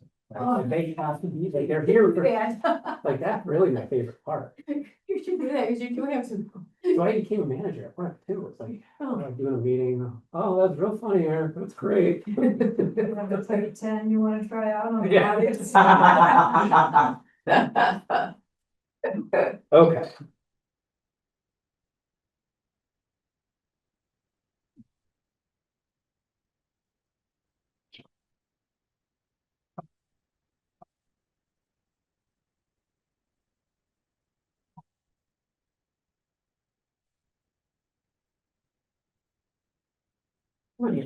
Writer's cramp by the time all this is through. In the hot seat? We do. All right. Oh, scrolling quickly, but I know hard. Laura's the other one that's upstairs, so maybe she should be next. Laura? Well, Amy's also wandering around. out of- Oh, she is? Okay, I didn't see her out there because I was Yeah, looking for her too. She had at least an hour. Perfect, okay. She's the one who went down to. Yeah. She did. Coffee first coffee. Okay. Okay, welcome, Eric. Thank you for your interest in putting your name in for the select board. We're gonna ask the same questions to everybody to try to keep it as fair as we can, although I might shorten a few of them. What specifically motivated you to run for the interim select board position, and what specific community issues or concerns do you hope to address during your tenure? Wonderful question. I'm supposed to say that, right? Yes. So having been on the planning commission for, I think it's 8 years now. I've had a chance to see how Jericho government works and to see how decisions get made. And to see some of the decisions and recommendations the planning commission has made go forward through the select board and not always be accepted or not be, or be accepted. And I've sort of felt, it's nice to be the advisor, which is planning commission. I kind of want to have a seat at the table on the decisions. So coming on to the select board allows me to take the experiences that I've had on planning commission and the experiences I've had running a company for, I think it's 35 years, to help Jericho get better. I joined the planning commission for the same reason I'm now applying for the select board, because it's easy to stand on the sidelines and throw bricks at the decisions you don't like. It's more important to actually be involved in those decisions. And I have the convictions of myself to say, I think I have the good ideas to add. And I'd like to be a part of the decision making rather than somebody in the back room yelling that you didn't do the right things. So taking responsibility for it as well. I'll try not to ramble. Cameron. I mean, that's, my question, well, and you kind of had alluded to some of that, but for people who might not know you from the planning commission, can you share a bit of your experiences with, local state government or other community organizations that has prepared you for this role? Well, planning commission, obviously, for let's say about 8 years, has prepared me to be in a decision-making position within town government to get the support and opposition of members of the public who like or dislike some of our decisions. So I'm aware of that and the importance that there is to keep a neutral approach to how we work with thinking about what's best for the town at all times. So that's been the first part of what prepares me, or what I think makes me a valuable addition to it. Other things I bring to bear, my business is a consulting company. We work mostly in the space of competitive intelligence and strategic planning. So we look for clients, mostly Fortune 500s, and our business is to help them understand what they face in the marketplace. So Jericho is a marketplace at Burn. How do we get people to come here? How do we get businesses to move here? The work I do for our clients is about understanding how do you approach your customers? What are the strategies you have to use to make your business successful? And that applies to Jericho as well. Jericho has a number of objectives that we've heard on the planning commission, and I'm sure you've heard on the select board as well, about housing, affordability, various infrastructure components. The work I do for corporations is how do you develop strategies to make your plans, or how do you implement your strategies? How do you develop the strategies? How do you be effective in the marketplace? How do you continue to operate? And I can bring that to the select board as well, of looking at the longer term. What are the resources we have to have? How do we deploy them? What is the messaging we have to get the changes we want in Jericho to actually come to fruition? Would you mind giving me a couple sentence explanation about competitive intelligence? That's a good question. Yeah. So essentially, clients are hiring us because, let's say, I'll use a pharmaceutical client, for example. They're launching a new drug into the market space, and they need to understand how existing players in the market space, their competitors, are going to react when they launch that drug. Okay, I gotcha. So we help them assess the competitor's strategy. How are they going to launch? How are they going to currently sell their product? Who do they sell it to? How do they sell it? What's the marketing messaging? How are they going to respond to our clients' products? And then for our clients, what do you have to do to massage, change, or message to be more effective? In So intelligence, like CIA intel, like the intelligent about your competition, like. Yes. Gotcha. Okay. Yeah, but it's not just the information. It's you've got the information. And incorporate that into the analysis, strategies that you're going to put into place. so you can be successful. Jericho, we have a lot of information, what we've got here. Capabilities of the town. We know what our surrounding towns have. We know what we need to be successful as a town. So what are the strategies we can put in play to allow us to get the things we need to have? And I won't talk about the things that I believe we need, but there's a lot of things we need in Jericho. You talked a little bit about this, it might be a good chance to talk about that, but, so transparency and public engagement are both crucial for local government. How would you propose to involve more residents in the decision-making process? And also keep them informed about the select board activities? One question. And then still related to citizen input, how, and maybe you have some experience with the planning commission, how would you manage an impassioned resident who's being disruptive or disrespectful to you or others on the select board? So kind of two questions, one about public engagement and then one about navigating angry, disrespectful folks. So if you're engaging the public properly, you're going to have angry, disrespectful people coming to you because they didn't want what you just put in front of them. Yeah, I was going to say with the piece that you've seen. We've had the occasional bout with the member of the public who didn't like what we were proposing.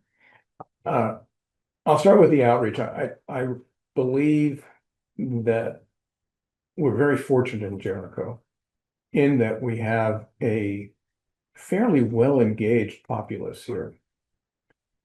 When we have anything substantial that the town needs to do, I think our voter turnout is very high. The input we get on planning commission for some of the aspects of some of the things we're doing can be fairly extensive. So the tools that has been used there has been, a lot of it has been front porch forum, where all of the planning commission members will post when there's something we think is important. It's been also other outreach that some of the other planning commission members have done, going to the farmers market, going to school plays and school venues and just talking to friends and neighbors about it. So as a member of the select board, I would want to continue with that kind of outreach, perhaps even expand it a little further, have a bi-weekly or a weekly voice of the select board. Here's what the select board is doing for Jericho right now, which would add a little transparency for it, and potentially engage more citizens in what the select board is doing. In terms of the disruptive members, I've been extremely fortunate that the planning commission has had a chair who has been very effective at saying, your time is up, you need to stop now, and pushing it and pushing it and pushing it. So I think it's probably the job of the chair of the select board and the planning commission or any other commission to do that, to maintain the order. But all of the other members need to reinforce that when it comes about. So I don't think I would be chair of the select board anytime soon. And I think Eric, you're doing a great job on it. So we'll back you up. I'd back you up 100%. It's time to tell someone they're done. Thank you. Development and management of our roughly $4 million annual budget is a primary responsibility of the select board. Can you share your approach to budgeting and managing municipal finances effectively? And in the next few years, this may come to shock to you, sir, we'll be faced with the reality of needing to bond for community wastewater facilities. What's your understanding of these priorities, and what suggested ways you have to accomplish them with minimal impacts on taxpayers?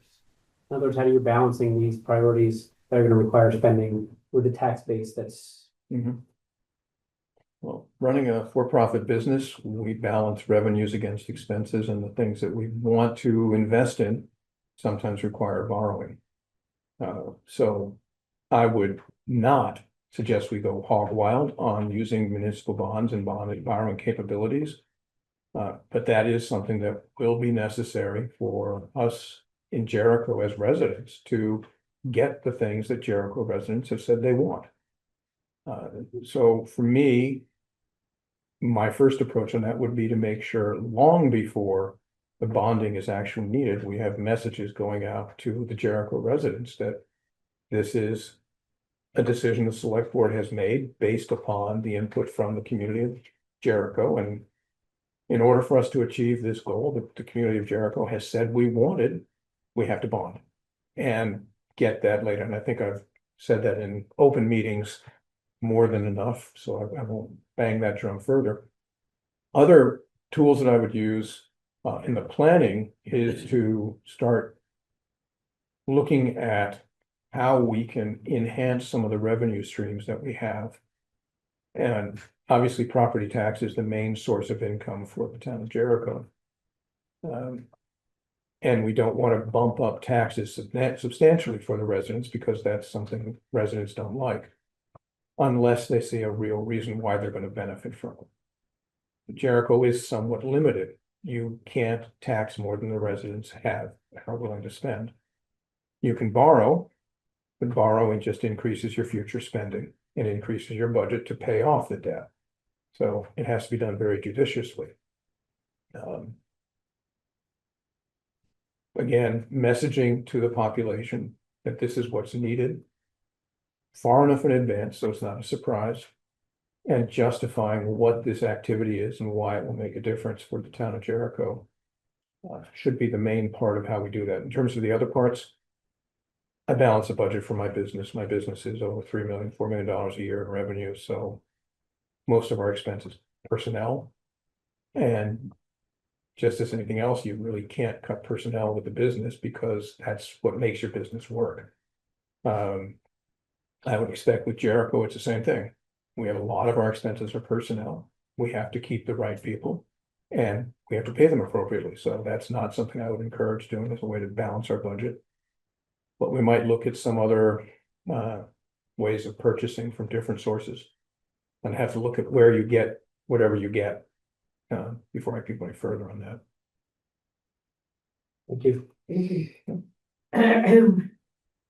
Chittenden County has a growing and more diverse population, ethnically, socioeconomically, gender, sexual orientation, etc. And as you know, a variety of community needs, the infrastructure, affordable housing, childcare. And as Chittenden County does grow outward, how would you represent and serve the interests of a growing population, historically underrepresented residents, and make Jericho more welcoming and inclusive community, the most welcoming and inclusive community to be?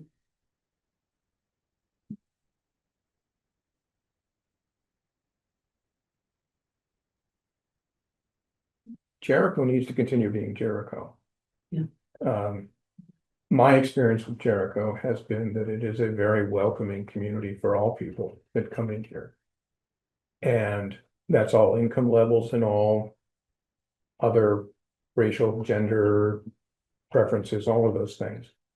And I would want to continue to do that. We don't put any barriers up. We should never put any such barriers up. The biggest piece that we can do in Jericho to allow for a wider range of socioeconomic groups and ethnic groups to be located in Jericho is if we can get more housing that's available at lower housing at cost. And that comes down to the resources we have to support that kind of housing, things like wastewater, things like density zoning regulations where they are, where we can have more housing. Right now, my perspective is that the Jericho housing market is stuck. We have a lot of population that are over 60, over 55. Kids are out of the house and they're still sitting in their 3-bedroom homes. How do we get them somewhere else to go? Most of us are here because we really love living in Jericho. But to get the population to grow, we have to unstick the housing market. And that means we have to have a place where those members of the community who have children out of the house can still maintain the lifestyle they like in the town they like, and maybe give up their house so someone else can come in. I say that as someone who's living in a 2,100 square foot house with 3 bedrooms, 3 bathrooms, and it's my wife and I. And there's nowhere else we can go. Because we want to stay in Jericho. Absolutely. That's exactly right. And so anything the select board can do, anything I can do if I'm a member of the select board to encourage that kind of housing where people who are of that demographic would move out, we should do Thank you. Thank you very much. So it's your turn again. Any questions for us? What's the thing you least like about being on the select board? Dealing with Thornley and Maple. I'm probably the only person who drives past that place every day and my stomach just drops when I see it packed. It eats away at me. But Not that's a them, short-term just the whole Old Pump Road and the residents and the business, and it is the thing issues. that my wife is like, think about that too much. We're always talking about it, probably. Yeah. Thing I like to leave, huh?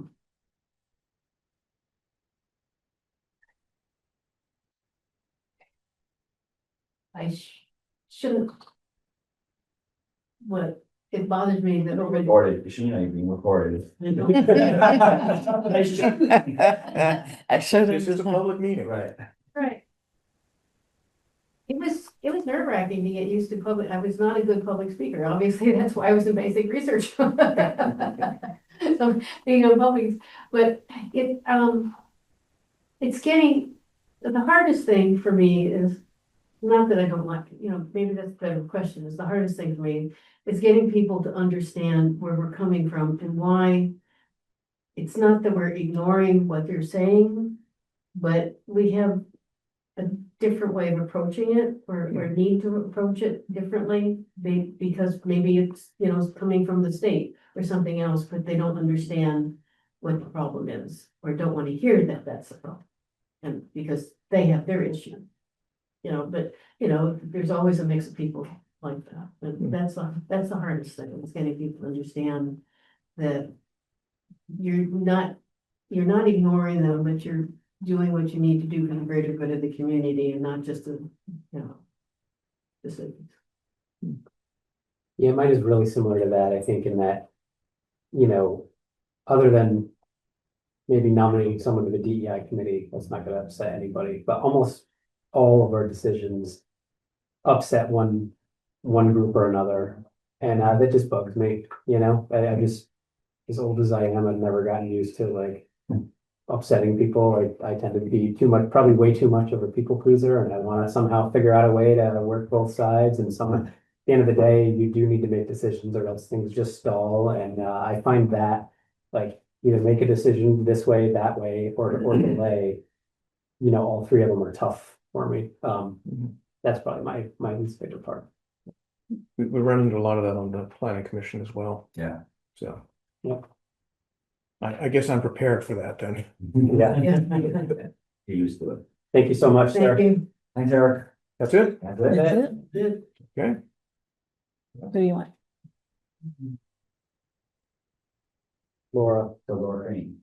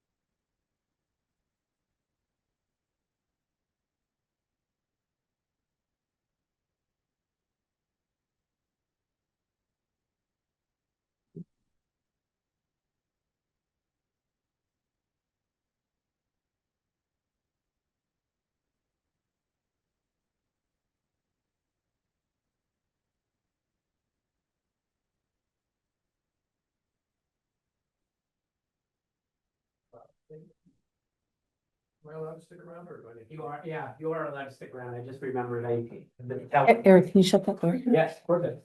Thank you. I meant to tell Andrew that I'll let them know either way Sunday. Okay. So I was talking to him, I tell him at the end, but I forgot. I forgot for Eric, but sorry about that. Okay. Hello, it's Selectboard. Hello, Laura. Thank you for coming in. Appreciate your I'm gonna start with a different question. I want to know if you were to be nominated and join the select board, would you be willing to recuse yourself from anything to do with Palmer Lane? Yes, Okay, my first question is, what specifically motivated you? That's your second question. That's what I said. My second question You said is, first. but it says one right here on this page. I was like. What specifically Just motivated kidding. you to run for the interim select board position, and what specific community issues or concerns would you hope to address during your tenure? Well, one of my main reasons, is it's clear to all of us that democracy is not a given. It's, fragile and vulnerable at times, and I hope to participate in that democracy in a more formal way than I have in the past. Another reason is that, well, for a little background, my wife and I have been in Jericho for 20 years, I think. And before that, we were in Underhill. We have 2 adult sons that we raised here. They both live with us currently. And this town has been a safe and wonderful place for me and my family. And great schools, wonderful neighbors. And I am at a point in my career and my family life that that work-life balance is more manageable. My kids still need things, but it's lessening. And so this was like a really good opportunity to get more involved civically. Thank you. Well, can you share a bit of experiences you've had with either local, state government, or community organization involvement has prepared you for this role? Sure. I mean, admittedly, my formal engagement with government is limited. I I have been a volunteer in the public schools, a town election volunteer. Most of the work that I've done on a volunteer basis has been serving underrepresented communities. I am the library director at St. Michael's. And so I've been very active in volunteer work there around Dr. Martin Luther King holiday, the Anti-Racism Coalition. I was a volunteer for 5 or 6 years in the women's prison, first in St. Albans and then in South Burlington, connecting moms with their kids through reading. Volunteer-wise too, I am a part of the Vermont Online Library Committee, which is run through the Vermont State Library. So that's a shared online collection that academic libraries can participate in as well. Yeah, you're welcome. Wait, I'm up. Wait, no. Yes. Yep, thank you. Sorry, Laura. My question is about engaging with the public, and it's kind of 2 questions, but they're both related to engaging with the public. Transparency and public engagement are crucial for local government. How would you propose to involve residents in the decision-making processes that the select board has? And then keep folks informed who aren't as involved, keep the more general public informed? That's one question. How to involve people and keep others informed? And the other question is, how do you manage impassioned and sort of exuberant residents who are being disruptive or disrespectful to either you, we'll say to you during a meeting? Okay. And I can repeat any part of that because there's several pieces there. So in terms of having our community more informed, more involved, more educated, I mean, the town website has a treasure trove of information and I find it easy to navigate. But that's not something that a lot of people are gonna take the time to look at. I think that social media, there are other ways that people are having issues front and center and, you know, no longer the daily newspaper, no longer the weekly newspaper, but Front Porch Forum, Facebook, Instagram, subreddits, that is where these issues are being kept alive and complained about and talked about. And I think if we can meet more constituents in the forums that they're already participating in, and then draw them to the information that's on the website, I think that could be helpful. Communication and transparency are strengths of mine, as a manager, as a member of the St. Mike's community, just keeping people constantly informed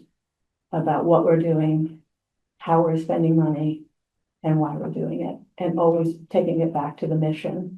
What is our plan? What's our town plan? What is our strategic plan? So that answer the, how do we get people involved? Okay. Disrespectful people. Well, we have an obligation to all our constituents, including the cranky ones. People get cranky about things that sometimes surprise us. I think, you know, when we walk in, there are guidelines for the meeting that we're signing into about how we conduct ourselves. So if Janet Doe is raising her voice and criticizing and attacking me or bullying me, I think underpinning all that is that we are all part of the same community. It's not me and you, it's not us and them, it's all of us. And at any given time, 51% of the population wants this thing and 49% want the other. And it's our job to find a compromise or to follow the town plan. So I would first reiterate that we're all one community, and then bring people back to the guidelines. So Janet, I just need to stop you here and bring you back to these guidelines that we agreed on at the beginning of the meeting. And to refrain from, or to keep your comments to 3 minutes, to refrain from personal attacks. And then say we respectfully ask everyone to adhere to these guidelines. And if that doesn't work, we go back to Janet. I hear you're having a hard time with these guidelines. That's something you want to take offline. I know that there's not a lot the selectmen can do offline, but just can, you know, should we take a break and you regroup, figure out how you can meet these guidelines, and then we'll have that in. You need to kick somebody under the table? No, I haven't done that. You? Thank you.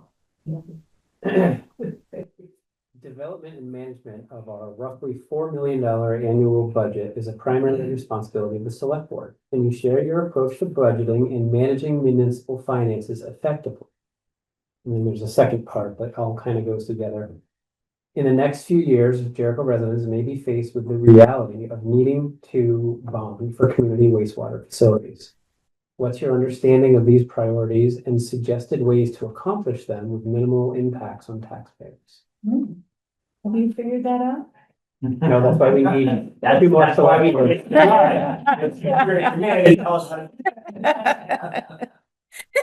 You're not gonna give me an assist here.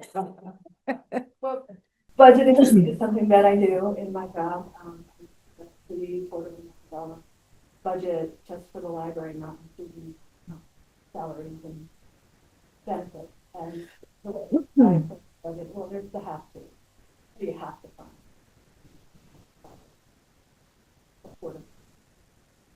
But a lot of data, a lot of measuring outcomes, a lot of evidence. So we spent our money on this thing. Did it achieve what we wanted it to achieve? What else needs to be done here? Is this an ongoing expense? Is this a capital expense? The bond for wastewater, again, I think it's not everyone is on board with sustainable growth. Some people want it to stay the way it is in Jericho. And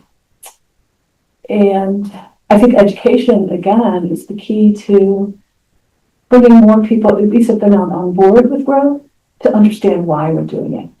And then meeting them where they are, which is affordability, property taxes. I don't want a bunch of flatlanders moving in here, whatever the concerns are, is meeting them where they are and showing how the wastewater project can address some of those concerns. More people who live here, the more people pay property taxes, the more kids who are in our schools. So those concerns, now I've lost the train of thought. Those concerns are valid. And yeah, at the end of the day, we have to follow what our strategic plan and our town plan says, and hear people, validate their concerns, and ask for the bond.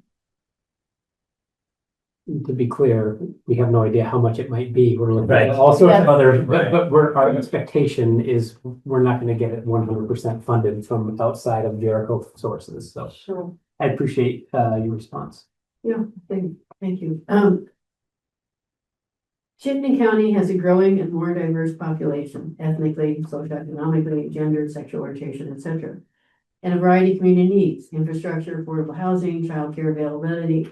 As Chittenden County grows outward, how would you represent and serve the interests of a growing population of historically underrepresented residents and make Jericho the most welcoming, inclusive community it can be? You read very fast. You catch all I that? got it all. Okay. I get the I'm sorry. You gotta remember that. Well, those pieces are in the plan, which is affordability, more housing, welcoming more families into the community, welcoming. It's more socioeconomic statuses into the community. So we follow the plan, but again, I think the questions that we can ask ourselves is, are we a welcoming community? Are there areas where we could be more welcoming? How do we communicate that we're welcoming? What are the barriers that we face when being welcoming? So for example, a lot of it costs money, but there's other soft initiatives.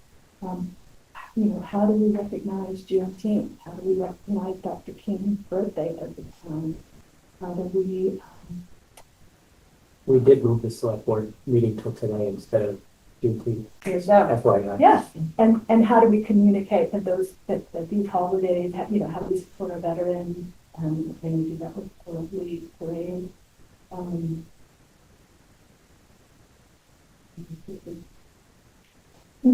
So my personal experience with underrepresented communities, I think it mostly lies with people with disabilities. My family has a lot of experience with that. My brother was a quadriplegic for most of his adult life. Our older son is autistic. And then my mother became disabled in her 70s as part of the aging process. She aged a little quicker than some. But I think all of those issues have come up in our family. Transportation, our older son who is autistic works 5 days a week in Burlington. How do we get him there?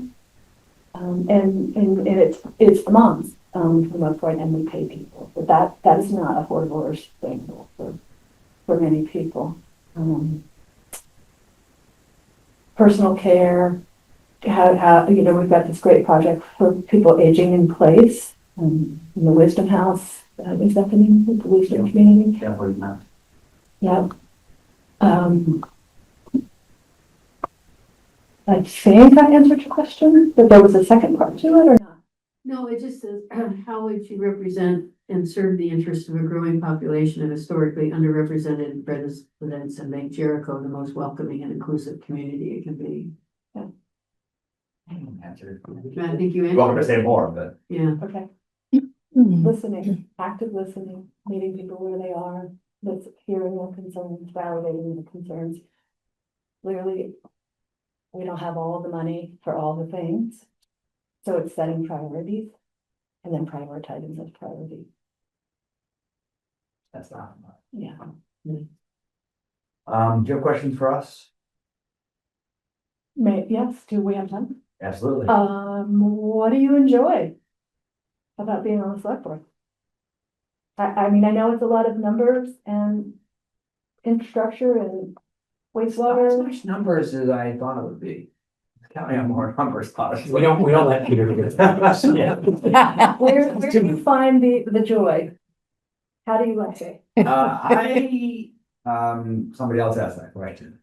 I gave a quick answer, which was that I know what's happening in town at a level that I never did before, which I could have if I had come to every select board meeting, but I didn't because why would you do that? I didn't have to.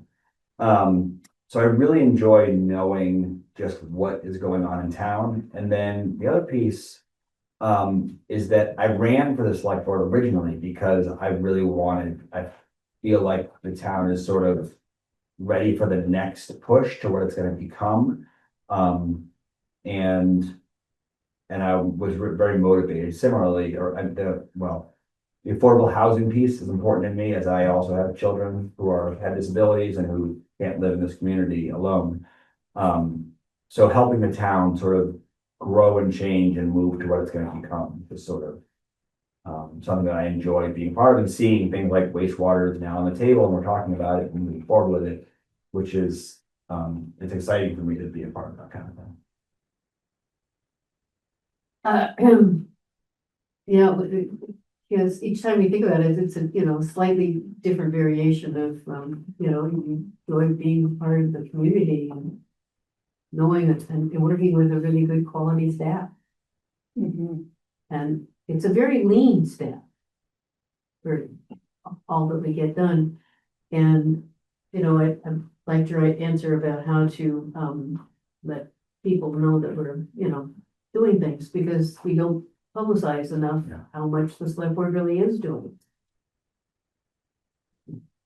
The ways to reach people where they are. I mean, that's really good. But yeah, it's just, there's so much to learn, even if you've lived here a long time, how much you can continue to learn about your own community. Yeah, it's funny to have more time to think about that question from the first time it was asked, but I like really getting to know the staff. I like the variety of things, I'm not one that likes routine, I kind of hate it.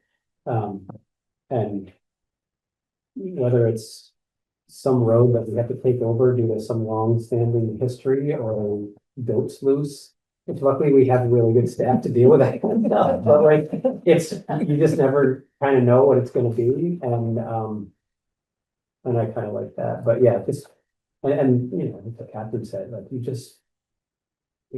live in our own little world in our houses, and get more kid places, and you just have no idea, like, all of the things that get dealt with in this town by the staff. And Yeah, it's interesting. This year it was ghosts. A couple of years ago, it was feral pig. oh yeah, right. Those feral pigs, Yeah. same goats. Sisters of the ghosts. Yeah. Yep.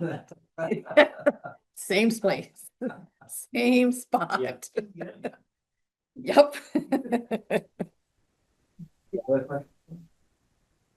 No, I just want to say thank you for inviting me here, and whether or not you select me, I will become an active part of the town democracy in some way. And I'm not greasing the wheels, but I find this town to be very well run, very collegial. There are thorny issues, and people, from what I've seen, handle themselves with decorum and professionalism, and I really appreciate that.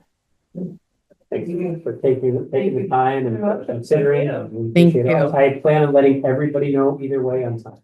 Okay, I'll be on the road for vacation, but I will be checking email and whatnot. It will be, Thank you. it will be via email, but people are always welcome to call me. Okay. Thank you so much. Thanks, Laura. Take care. I'm gonna, exit, although I'm very tempted. Omar next. Yes, please. Yeah, that's right. That is weird that it's the same family that had the pig. Oh my. Yeah. Holy smoke. Not always so weird. You're welcome, thank you. Hello. Hello, Omar. Oh, Nice to see you in a different role. Peter just stepped out, so we'll wait for him to come back.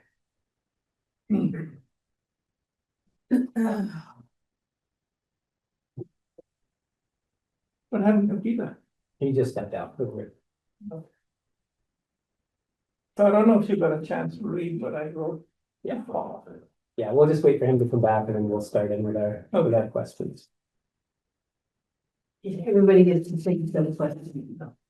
We have to be fair with the way we ask the questions, so we asked the same ones. They briefly found the question. Oh, good. No.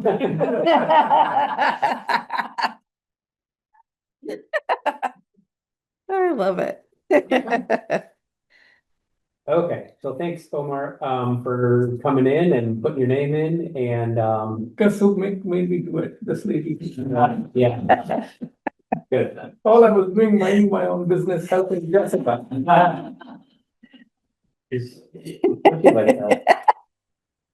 So, other than Paula's insistence, what specifically motivated you to run for the interim select board position? And what specific community issues or concerns would you hope to address during your tenure? Well, I wrote that down in my thing. Basically, I think the growth I see, I've been here, what? 14 years, 15 years, and I've seen the traffic grow. And I've also seen enormous amount of speeding. And as a result, at every junction, especially at the corner, traffic gets backed up in the morning and in the evenings. So traffic is one issue also. The other one is because of the weather and the floods and the storms. We've all suffered, and I just thought, I wonder if we should be getting some UVM experts to help us, how we might address our future development in light of that. And I have some connections there, so I can use that. So those are the things that were top of my mind. And the other, of course, was offering to help the community because, my family has been here almost since 77. And we've benefited quite a lot. Prospered, kids grew up, went to school. I'm trying to give something back to the community. So I volunteered at the hospital. I came here a couple of times, asked Paula. Jessica said, you can help me. So I helped Jessica come here regularly. So it's a desire to just help the community in any way I can. And I bring a little bit of skills, as you can tell. Thank you. Well, this goes along with what you were already talking about. Can you share a bit regarding experiences you had with local, state government, or community organization involvement that has prepared you for this role on the select board? Very little. When I was working and getting my degree in trying to get a PhD, but had to drop out because of a few kids in a row. I was also earning a living working with the city and regional planning department in Chapel Hill. And that was growing, and they were trying to plan not only for Chapel Hill, but also for Durham and Raleigh area, because there was the university and we got together. So there was certain amount of planning activity, traffic control activities, and public transport activity. So I was involved in that. That's basically my background in that area. But beyond that, it's mostly technical management and people management and trying to collaborate, ensure collaboration between bureaucrats at IBM, customers in different companies, particularly the ones that were in competition with IBM, namely, at the time it was DEC, UNIVAC, NCR, Hewlett Packard, and supercomputer company Crain. So I ended up managing those companies' interaction with IBM. And I was so successful that they told me that I gotta stop it, then our competition, don't do it.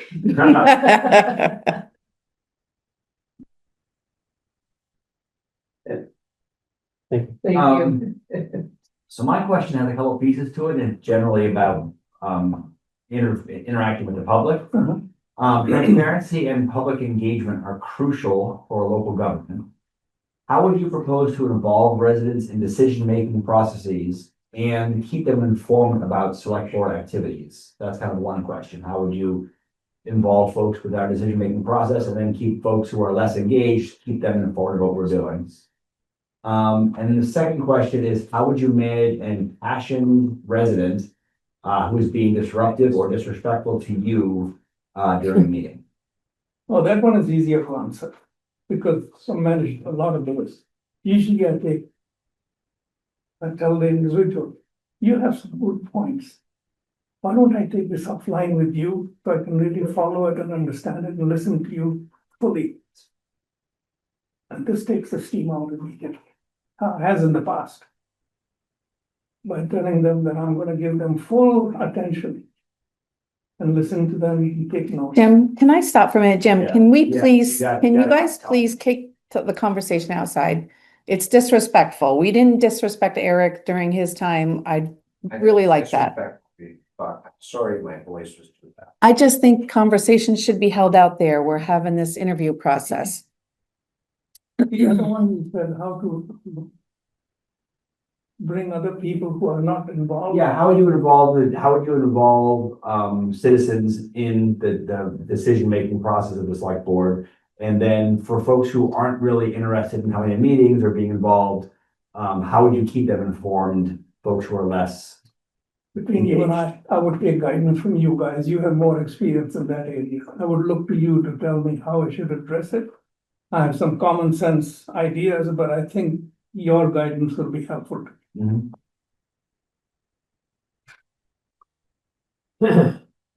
Okay. Development and management of our roughly $4 million annual budget is a primary responsibility of the select board. Can you share your approach to budgeting and managing municipal finances effectively? And then the second part of that question is, in a few years, Jericho residents will be faced with the reality of needing to bond for community wastewater facilities. What's your understanding of that priority, and what suggested ways do you have to accomplish them with minimal impacts to taxpayers? I plead guilty of being ignorant. I'm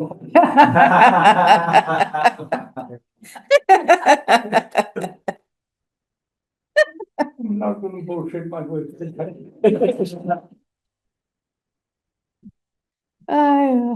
But again, what I used to do whenever there was a question of budgeting, financing, I would look to my budgeting, financing people that reported to me, and I didn't get involved except in calling the priorities. So I would look, my job was to decide on the priorities that should be addressed based on the cost and the expense that would be incurred. And then let them decide for me. That's the way I would do it. Thank you. Chittenden County has a growing and more diverse population, ethnically, socioeconomically, gender, sexual orientation, etc. And a variety of community needs like infrastructure, affordable housing, childcare availability, all kinds of issues. As Chittenden County grows outward, how would you represent and serve the interests of a growing population of historically underrepresented residents and make Jericho the most welcoming, inclusive community it can be? Wow. That's a doozy. How would I don't know. Again, I would look to consensus of the committee and listen to you all. It's not something that I've handled before.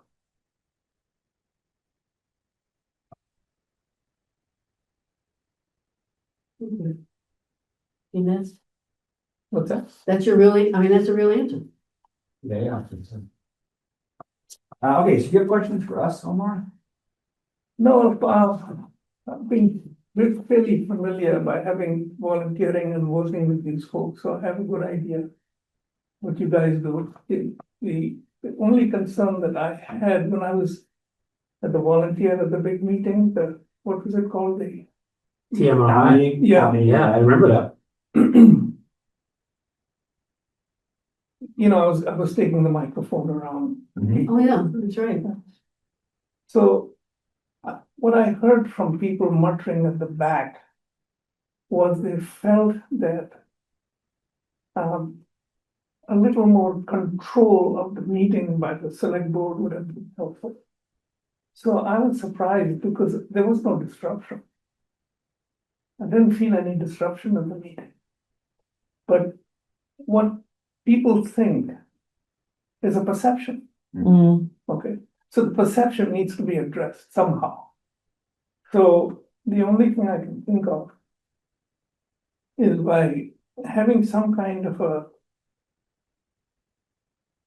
and I think both of you actually did that, but I didn't think it registered. Some kind of this is how the meeting is going to be run, this is what we're going to do. And maybe just re-emphasize that. So people feel that it's a controlled meeting. I thought it was really controlled, but perception and reality.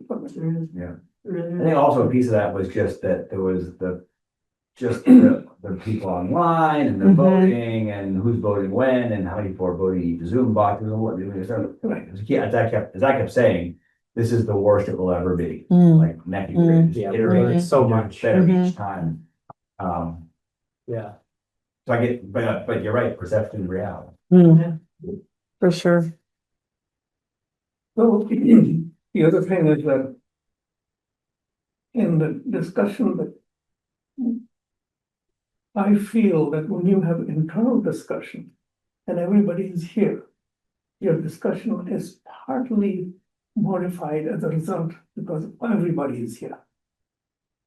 You know what I'm saying? Oh, yeah. Yeah, there's things that we say firstly because we're on television. Or how did you pick that up? When the YouTube video turns off. Yeah. So if I may suggest, I don't know the solution, but it might be a good idea to have that internal discussion in such a way that the public is not involved or they can't hear it. I don't know how to suggest that. You can't throw everybody out every time. Open meeting law directly prohibits Mm-hmm. that. There are very, very few things that we can talk about in private because of the transparency laws, which are intentional, that your meetings are out in the open. And but it's true, I get it. Like at work, we'll be doing like, okay, you're gonna have a little meeting and we'll talk. And someone always says, well, can we record it? And I'm like, okay, we can record it, but I'm gonna be a different person on this recording. Right. It's just, one, I don't want to hear my voice. And two, I don't want it recorded forever. So it is true. It's but it's by design. It's by design and it's part of the. So can you guys leave, discuss and come No, back? we can't. No. We can talk about that either. If I run into, up until a month ago, if I ran into Catherine at Hannaford, I couldn't say to her like, oh, hey, I gotta talk to you about the goats over on whatever road. That's an illegal. If we discuss, when there are only 3 of us here, if 2 of us are discussing anything about the town at all, that's against the law. We can talk about the weather. We can talk about what we're buying in Hannaford's, but we can't talk about town. Well, just say you're gonna talk about Omar. Yeah. Talk about Omar. That'll do it. We can talk about Omar, but not about Omar's application to the board. Omar's cats. Absolutely. Omar's cats, that's all fair game. Answer that. Anything else? No? Thank you very Thanks so much. much. Thank you for your time. I will be letting everybody know either way on Sunday. Okay, Thank you. thank you. Thanks, Omar. All right, I'm gonna text, so you're going to get Amy. I've been Yep, okay. updating Will, actually. Oh, I've read with him and I just, every time someone turns over, I say, hey, first person's done, there's 4 more to go. So I just said to him, Third person is done, fourth person is finishing up in the next few minutes, one more before you, so he should be good to you. Perfect. They will. So did you really get coffee? I did get coffee, yes. I'm now highly caffeinated, so. I travel for work, so my mind is still on Chicago time. So it's been very- Oh, nice. Oh. Never stuff arrived with her, she was the two that I was closed. Oh, No. Oh, Apartment, fourth floor is miserable. oh gosh. Yep. Really, really. Oh. I hope it gets so soon. So thank you so much for putting your name in and for coming for us tonight. We're gonna ask the same questions that we've asked everybody else. So I get to start because I'm the chair. What specifically motivated you to run for the interim select board position, and what specific community issues or concerns would you hope to address during your tenure? So I am a more recent resident, Jericho. We moved here 3 years ago this week. Very excited about it. And I love the community, which I'm sure you guys have heard a few times tonight, but my husband and I love our neighbors. We love the overall sense of community that we get in Jericho. And I believe I come with a set of skills from my day-to-day job that would be really beneficial for the select board. I am a number job and an IT strategy project manager for very large companies. I have the responsibility of handling multi-million-dollar, billion-dollar budgets. Billion with a V? Billion with a B. Big number. It is a big number, and I understand not Jericho's number, but one day. But I manage hundreds of individuals on very complex implementations of long-term, multi-year, strategy-based programs. So Profit program, you say? programs, just programs. So I deal in IT mostly. So somebody's implementing Workday or Salesforce or something like that for a very large company. So Jerry doesn't even know what those sound I like. was gonna say, Years ago. that's all right. I'm on the private sector, I know. That's all right. So I have that experience of understanding multiple stakeholders coming from different backgrounds, different in my line of work, different languages, different skill sets, and making sure that we're all speaking on the same language, we're all getting towards the same goals, and everyone feels heard to get to a common end goal. So I think those skills are really translatable. On a smaller scale, but to me, a more important scale, because I would like to help the community I live in. I would like to use those skills in the community I live in, and I think I would make a great addition. Well, that kind of rolls into the next one. Can you experiences you've had, although this has to do with community, but or local state government, but experiences you had with local state government or community organization involvement that has prepared you for this role of select board? I have never held a public office. I have never done anything of that caliber, but I do have the skill set of working on the other side, working with local governments, working with administrative folks. If we're doing, again, I don't want to get too technical, I'll hold off, but if I know Java, just that part. I can write Java. I know CML. You know what? What CSV file is, so. There you go. I know what you were. There's a lot of my stakeholders stuff, so get along with it. So if we're doing we need to run power lines to a new warehousing site that we're going to be putting whatever into, you need to work with local governance and understand overall ordinances. You need to understand permitting. You need to understand timing. Again, not at the Jericho level, but I've done that with international governments. I've done that for a lot of our clients. So it's not exactly translatable, but I think that I have that general understanding of there's red tape. There are steps that you're taking. It is not a fast process. It might be public sector, but it is not how fast we want it, whenever we want it. So I had that understanding of thinking fast, working slow. Wow, thank you. So my question is sort of twofold. It's on the topic of public engagement and just working with the citizenry and the residents. Transparency and public engagement are crucial for local government. How would you propose to involve residents in the decision-making processes we do and keep them informed of select board activities?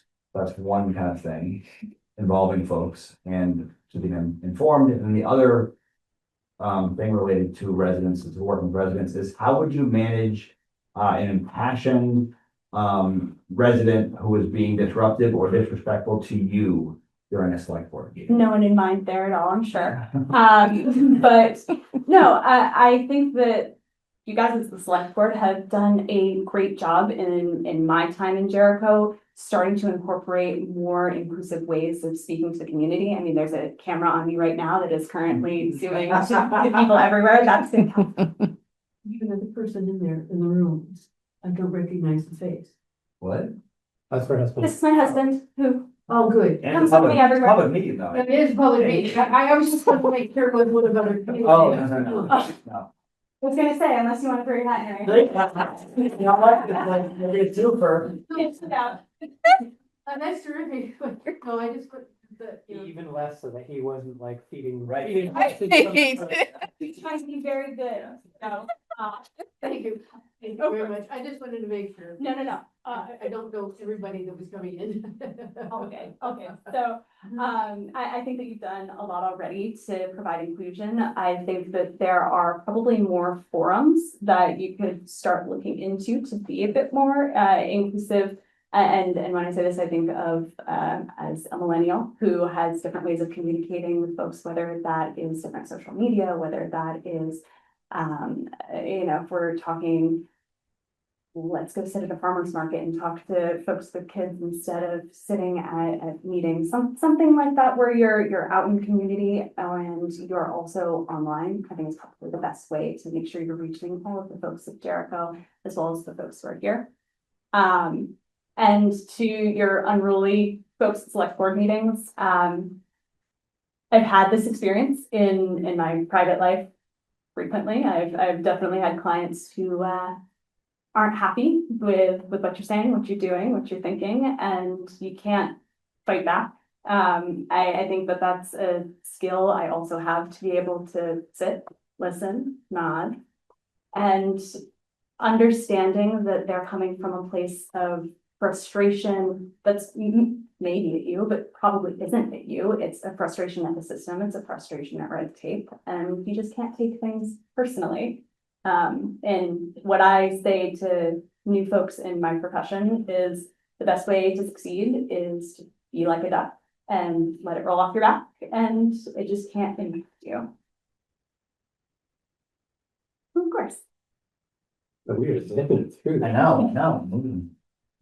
I'm trying to keep to your 25 minutes. I don't want to speak until 11 tonight. The first one was more than 25 minutes and everybody Yep. else went quicker, so who knows? Okay, so you touched on this a little bit already, so this might be an easier one. Development and management of our roughly $4 million annual budget. I'm sure you can. 4 million? 4 million annual budget is a primary responsibility of the select board. Can you share your approach to budgeting and managing municipal finances effectively? Right. So, Second part of that, sorry, it's a long one. oh, that's all right. Second part of it is, in the next few years, Jericho residents may be faced with the reality of needing to bond for community wastewater facilities. What's your understanding of these priorities and the suggested ways to address them with minimal impacts on taxpayers? So I want to start there because I'm realizing I didn't fully answer your first question, and that is something that I am passionate about as part of the overall Jericho projects is for our ability to build denser, higher volume housing here in Jericho. Wastewater is going to be a massive issue for us. It's something that we have to solve as a community, and we have to be forward thinking about, along with things like gas lines and being able to do that. I think you're running into a really difficult issue where a lot of Vermonters are seeing property taxes increase for schools, and we need to be incredibly sensitive to the idea that we need to grow as Jericho. We need to, there may be times where there are slight increases in taxes as we face this year. But also, there are a lot of opportunities that I understand when we're looking at other communities around Vermont. St. Albans is the one that comes to mind, what they've done in the past 10 years, working with grants and bonds and trying to find some fun ways to look through funding for some of those projects. I think that that's going to be one of the largest issues for Jericho to be able to sustain as a community. If you don't look at those projects now, you're not going to have those young families who are going to be able to move in. You're not going to have the ability to grow as a town, and we're going to suffer. But getting back to overall management of budget, there are, as I see it, two main avenues you're looking down. You're looking down things you have to do. You have to pay the salaries of folks, or you have to, continue to maintain the roads. You got to keep plowing the streets. And then you're looking at the other half of budgeting. You're looking at where do we want to put that investment in and learn to grow. And I think that the best way to continue to manage that second budget is with community engagement and understanding of what the residents of Jericho actually want to see and do, and where we want to see changes, improvements, growth happening. So while I'm not getting into the specifics of we're on town meeting day running through the line and everyone, I see this is how we manage each one of those line items. I see the overall budget management of Jericho as a discussion between lots of adults who have differing opinions, monitoring and managing those expectations, because you're not going to make everyone happy. You're probably not going to make half of the folks happy. But I see it as a work in progress throughout the entire year. Thank you.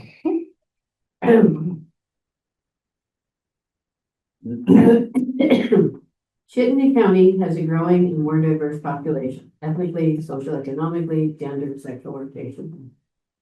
Variety of community needs, infrastructure, affordable housing, that goes along with the infrastructure, childcare availability. As Chittenden County grows outward, how would you represent and serve the interests of a growing population of historically underrepresented residents and make Jericho the most welcoming, inclusive community it can be? I think that we've taken great steps already with our DEI program. I think that that's a really special thing that we have going on in Jericho. You have impassioned folks who are looking out for underrepresented communities or communities that haven't historically had a voice, especially in Jericho. I see putting a lot of support and trust into that community as one of the main roles of the select board, and listening and understanding where they have suggestions, because you three and whoever two will join you can't be experts in everything. You need to rely on folks who have that expertise and have understanding on, and have the time and commitment to do research and bring multiple points of view. I also think that going back to your first question, how do you expand and communicate to the entirety of Jericho? That goes together, right? While it was painful for a lot of residents of Jericho moving away from town meeting day and having an Australian ballot, that was the right thing to do to have a more inclusive and have everyone's involvement in our town business. I think that you continue to look at ways where maybe we've been doing things the same way for 100 years and step back and think, what did Jericho look like 100 years ago? And is that the Jericho that we want to see today and maybe 100 years from now? Thank you. I have two follow-up questions. And one is just sort of out of curiosity. You mentioned talking about Jericho growing and changing and how that happens. You talked about the growth of St. Albans. I'm wondering just how you're from that area. How are you plugged into that? Just a nerd. Just from Read a lot. I try to stay involved in Vermont. I read paper. I read a lot of Reddit. I will admit that is I spend a lot of time on airplanes, and that is a lot of free time to go through a lot of information. Wow. Yeah. Another question is, How would you respond to someone saying, well, you haven't really worked anywhere else in town? You haven't been on the planning commission or the affordable housing committee or the bike and ped committee.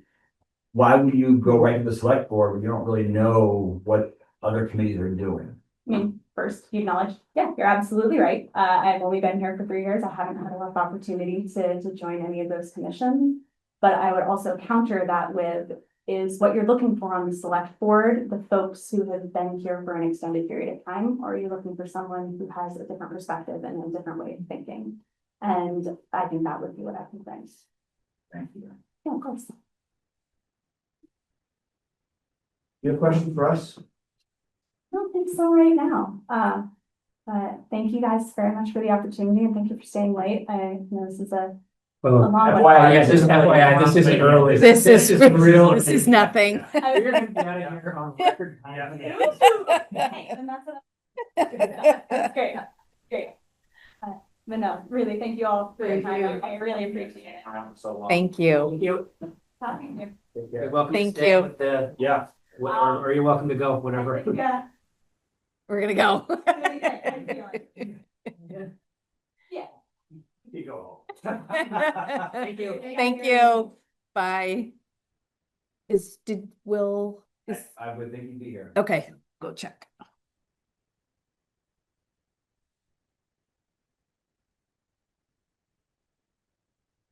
16 minutes. It wasn't as good as writing down the start times every time. I totally forgot on Omar. I only started it on Erik, but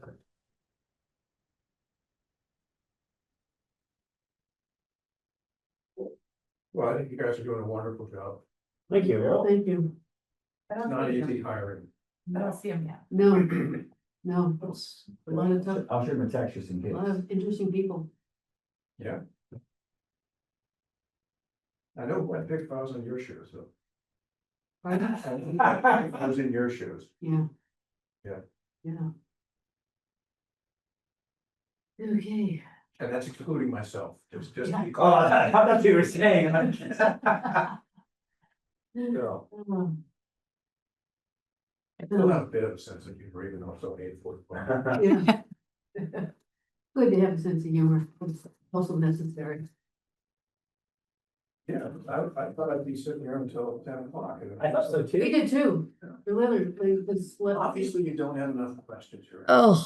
Well, it's interesting how the difference in the same. Yes, question, how yes. people thought, Yeah, Yeah. and what it to is talk about. interesting. How to talk about. Yeah.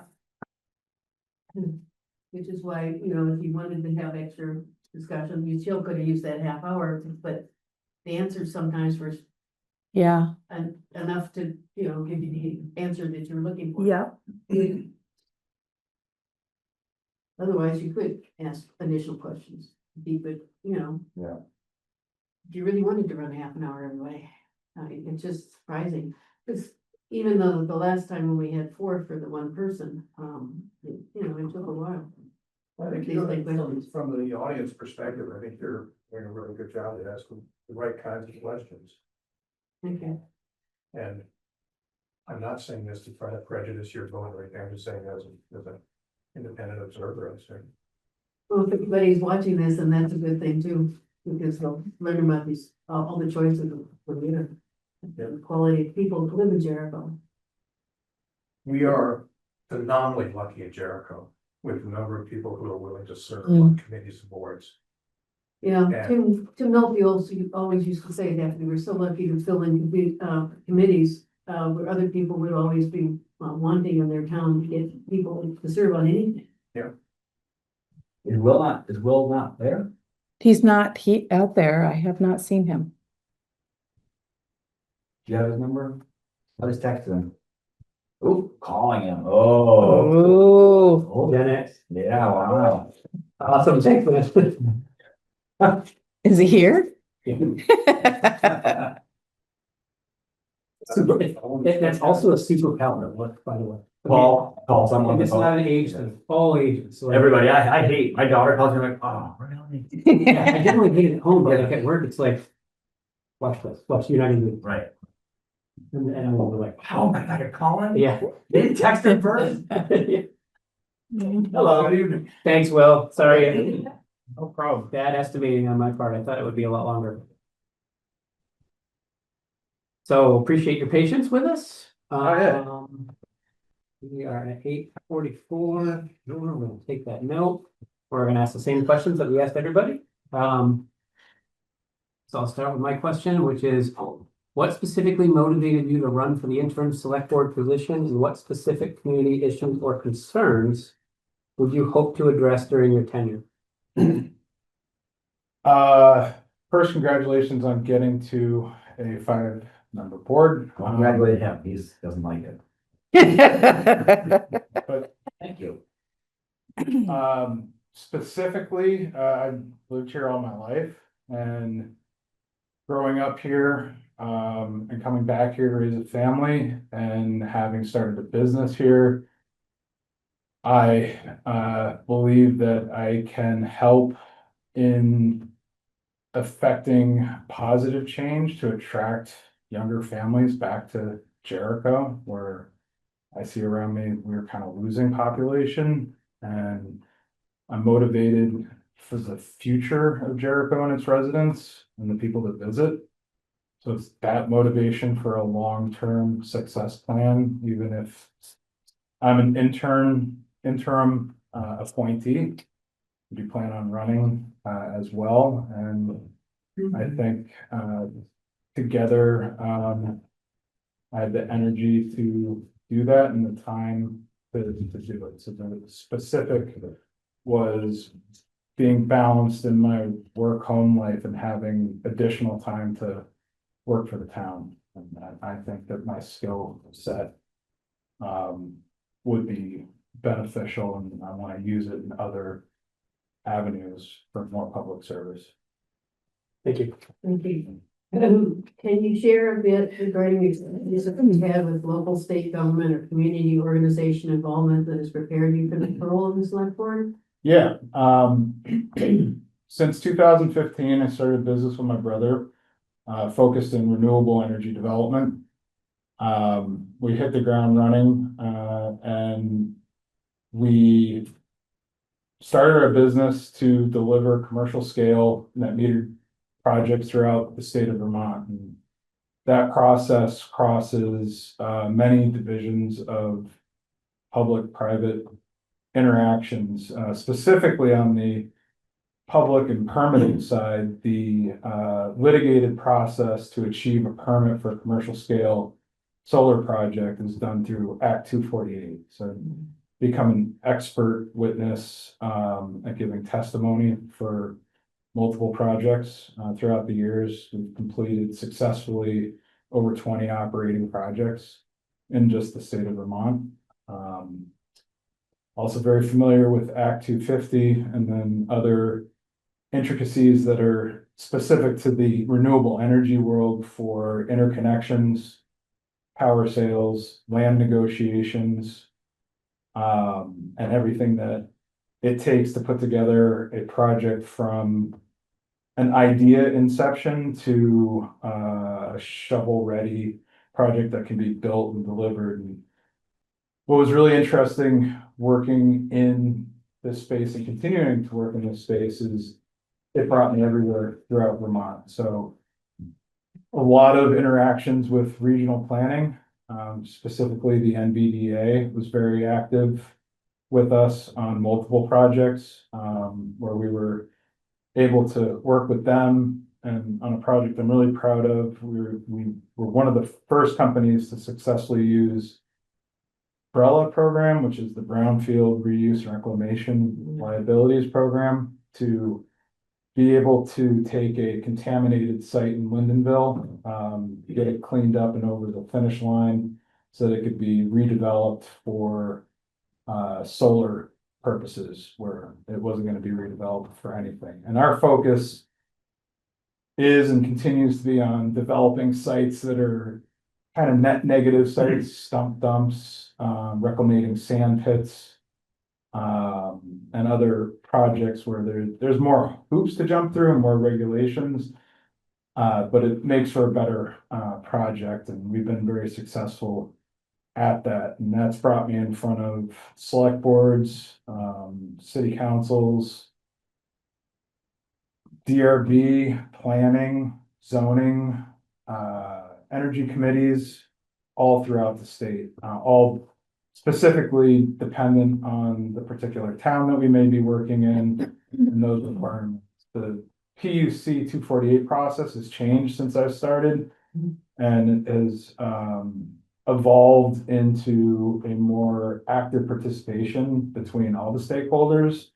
So as that evolved, even though it may not have been historically part of the permitting process, we always went in front of every single public board there was to explain the project to all the stakeholders, from the landowners to the neighbors to everybody involved. And then generally, we were also selling the power back to those municipalities. So on that side, heavily involved in negotiating the power sales back to towns, schools, and municipalities to save them, water departments as well, to save them on their electrical spend for whichever utility they're interconnecting with. And been doing that consistently since 2015. Thank you. Okay, my question is sort of about select board interface with the public. It sort of has two pieces. Transparency and public engagement are crucial for local government. How would you propose to involve residents in decision-making processes? And then keep other residents informed about select board activities. So engaging folks in the decision-making process, educating folks who aren't really involved in the decision-making process. That's kind of one question. And the other question is, how do you manage an impassioned resident who is being disruptive or disrespectful to you during a meeting? Okay, so a proposal to get resident engagement are on any subject or just general? How to involve, how to do outreach and involve the citizenry. Direct. My style is direct. I call a lot of people the old fashioned way. I knock on doors. It's part of what I've always needed to do to be able to make things happen in the business that we push forward. And it's a very much personal business when you're dealing with somebody that owns land in the beginning. It was a chicken and an egg. So a resident who may not know what is going on, but could be affected because they're on a butter, or not in a butter, or they're distant and they just don't know. I like to talk about what I'm doing with everyone. So I would use a very direct approach, phone calls, emails. If it was on a more marketing campaign style, I understand that we use front porch forum as a medium to speak to the public, but not everybody is interconnected with a device, or, that's just another form of social media. So I think the personal touch and talking to people as much as possible is important, especially like our markets, our events that we have. There's a event coming up Saturday where everybody will be, I think, over Chris Cleary's for a party, and talk to people there and say, hey, do you realize this is going on? That's going on. I'm doing this. It affects you. You should take notice and read about it. You can join a meeting. Come with me. I bring people to meetings. Done that a lot in solar permitting, whether they're directly or indirectly involved. Education, simple explaining and lots of listening. Some people don't, in my experience, through my business, don't care to be educated. They want to get to the point. So simply listening to them and explaining the point is a form of education.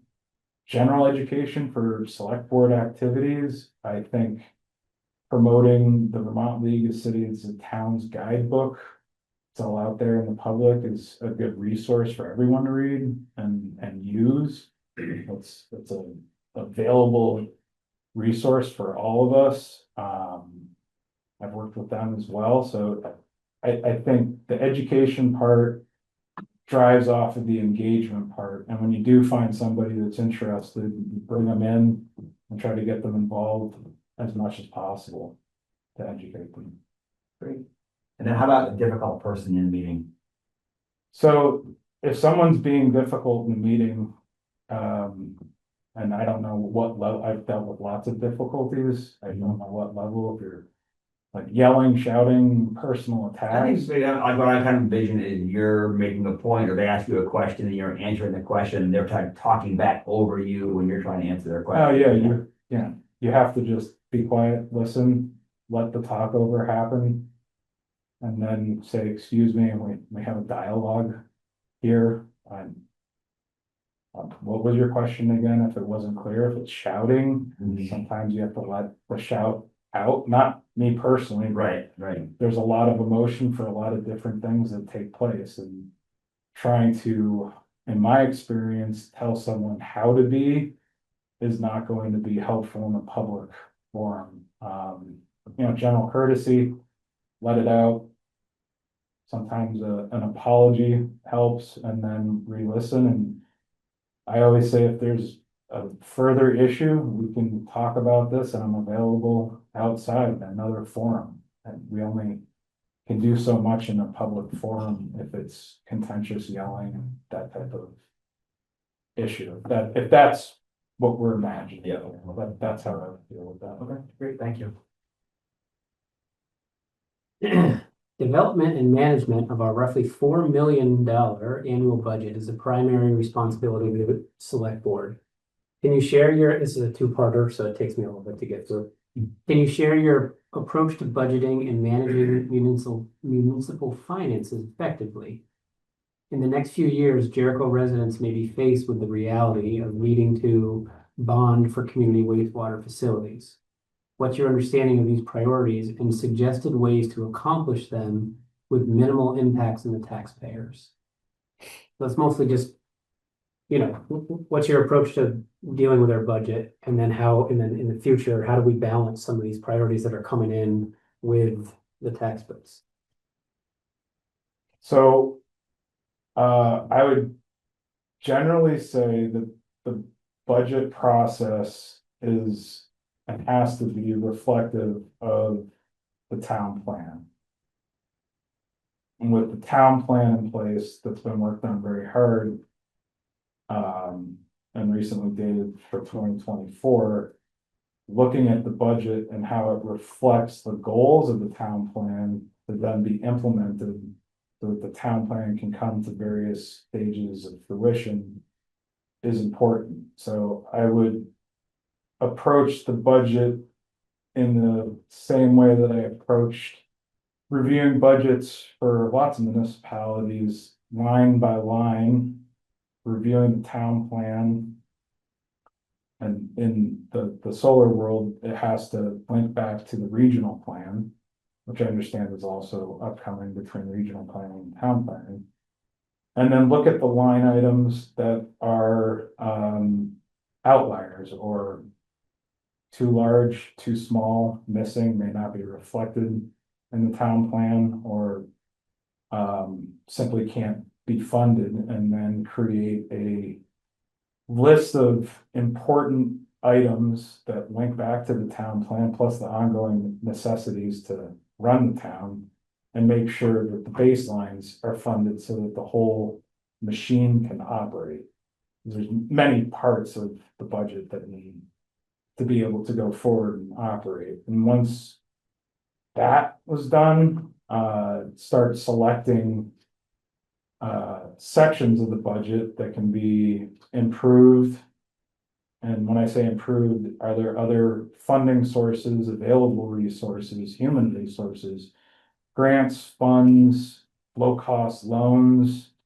The world of renewables has been a roller coaster of funding opportunities, grants, loans, financing mechanisms that have all been given, taken away, reinvented. So it translates to a town budget of, well, that grant is gone, how do we supplement a grant with? Is it gonna be town equity? Does the town have other ways to access capital to replace it during a budget? Reconciliate, like, is the budget gonna be fully reconciliated? It's a pretty. I don't wanna be completely long-winded here, but that would be my general approach to get to the finite items and then be as creative as possible in other funding sources.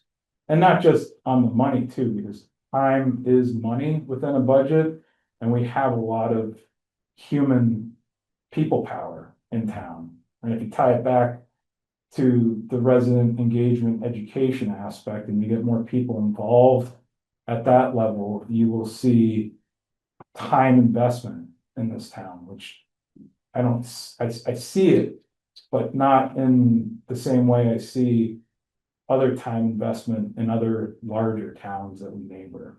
So that I think there's other like incidental ways that the budget could be helped. Bonds, there's different types of bonds, there's different bonding sources.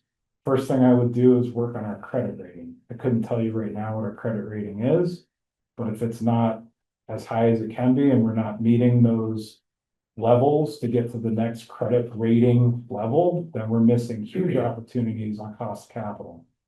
And I work on this in other states where our projects add to the credit rating ability for towns and municipalities, and that's a major driver for them to do renewable business, because when they're hosting those assets, they improve their credit ratings. So I would take a really hard look at the town of Jericho's credit rating.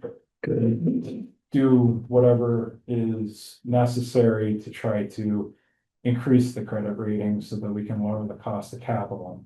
Because right now, interest rates are historically high, they're being held, and we don't think, and this is my opinion, that they're gonna come down instantly. So being as creative as possible and earning that, higher credit rating, I think is going to be, it should be a top priority to save the whole base money, especially when it comes to borrowing and bonding.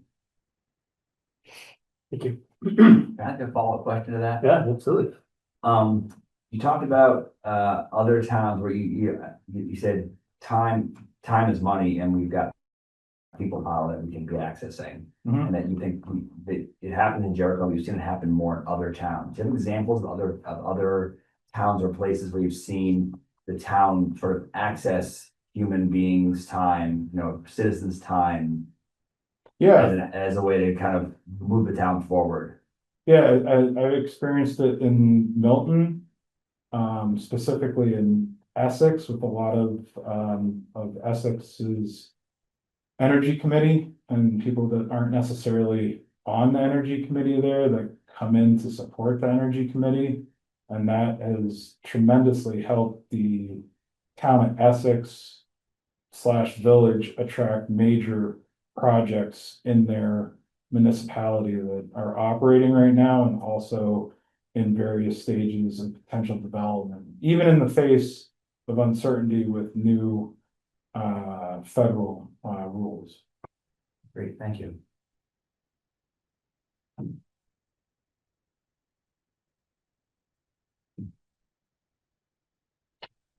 Yeah. I did the program. Oh, sorry. Chittenden County has a growing and more diverse population, ethnically, social, economically, gender, sexual orientation, etc. And a variety of community needs, infrastructure, affordable housing, healthcare availability, etc. As Chittenden County grows outward, how would you represent and serve the interests of a growing population of historically underrepresented residents and make Jericho the most welcoming and inclusive community it can be?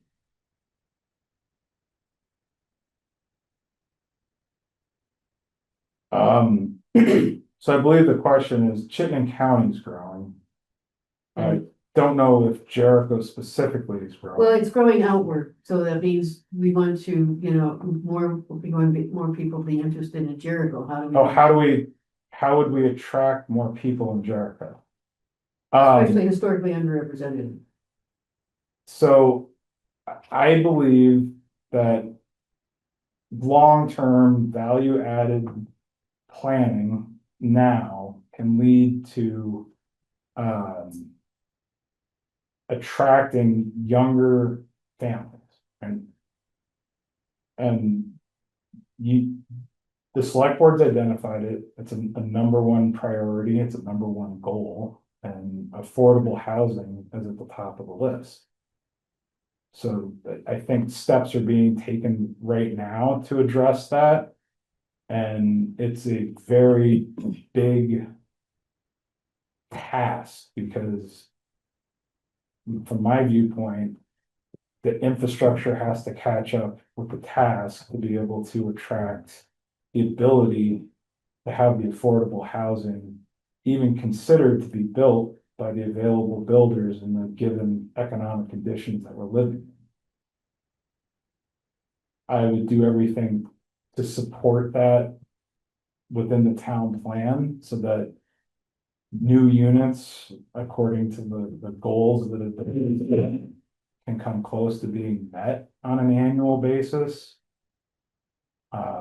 That will, in my opinion, inherently attract new people that will start families or have families, or may just be in the workforce and want to live in this community. And I think once that starts happening and we actually have people moving in and not moving out, I do believe we're experiencing brain drain here on the average age of Jericho, which is economically ancient, 47 years old. It's ridiculous.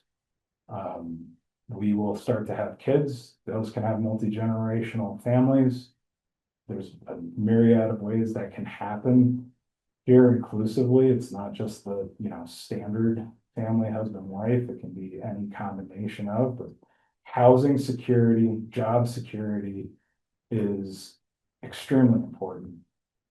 I think once that happens at some sort of measurable scale, then you will have businesses that will look at Jericho and say, hey, there is a population here and it's on a slow and steady increase, which means we can invest money to actually bring in new effective businesses that could potentially hire people to live and work locally. We're, in my opinion, again, a travel through town with not a lot of employers. I think properly planned, Jericho could attract more employers of various types, from agricultural service to even, there's the work at home aspect, but also clustered working situations that can work in mixed use building developments, which works into the form code that's being proposed and developed. So there's a lot of opportunity to build an open, friendly environment, but it's based on affordability. If we're, that's what I would support. And then the resiliency aspect of it, which is another goal, something I've lived by, I built my business on through renewables. My opinion of renewables, depending on which technology you go for, but particularly in solar, the whole idea is to be able to go to Ace Hardware and buy a solar panel for $10 if you choose to. Doesn't need to be forced onto anybody, but there's a lot of different ways that we can reduce our energy consumption usage and also generate power with or without incentives. And that's a long-term goal, and there's different ways to do it. And it's not just the commercial scale aspect, and I believe in practice in that. I think that can help the town as well. I think it's a full package on that. And then on the welcoming side, I think that we can better market what we're actually doing so that it spills over into other communities. You know, we have a few forms of media that are, you know, generally available, 7 days being one of them. And I think that, you know, the free press is gone, 7 days is the paper. And working out, you know, media deals, they're already a vendor, right? There's ways to advertise through there that I see other towns are consistently advertising anything and everything that's going on. We have a great market on Thursdays.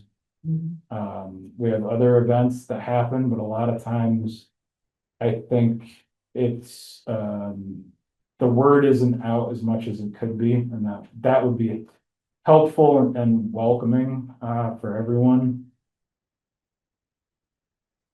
And then just to come back to, you know, my main belief is the affordability aspect and attracting younger people to start here.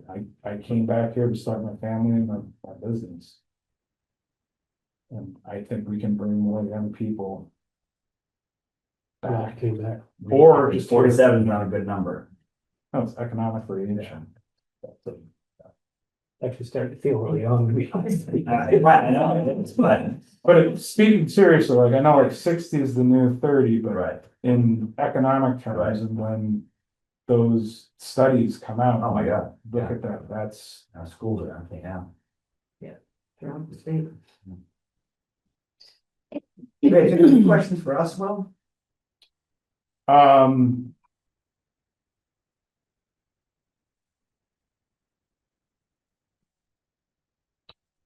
long have you guys been on the board? I've been on.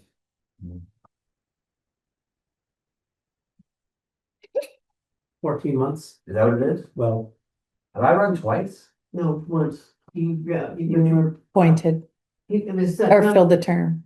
with the term, Oh, you had to run and then you had to run again this year. No, Joe, well, I ran twice. Oh, right.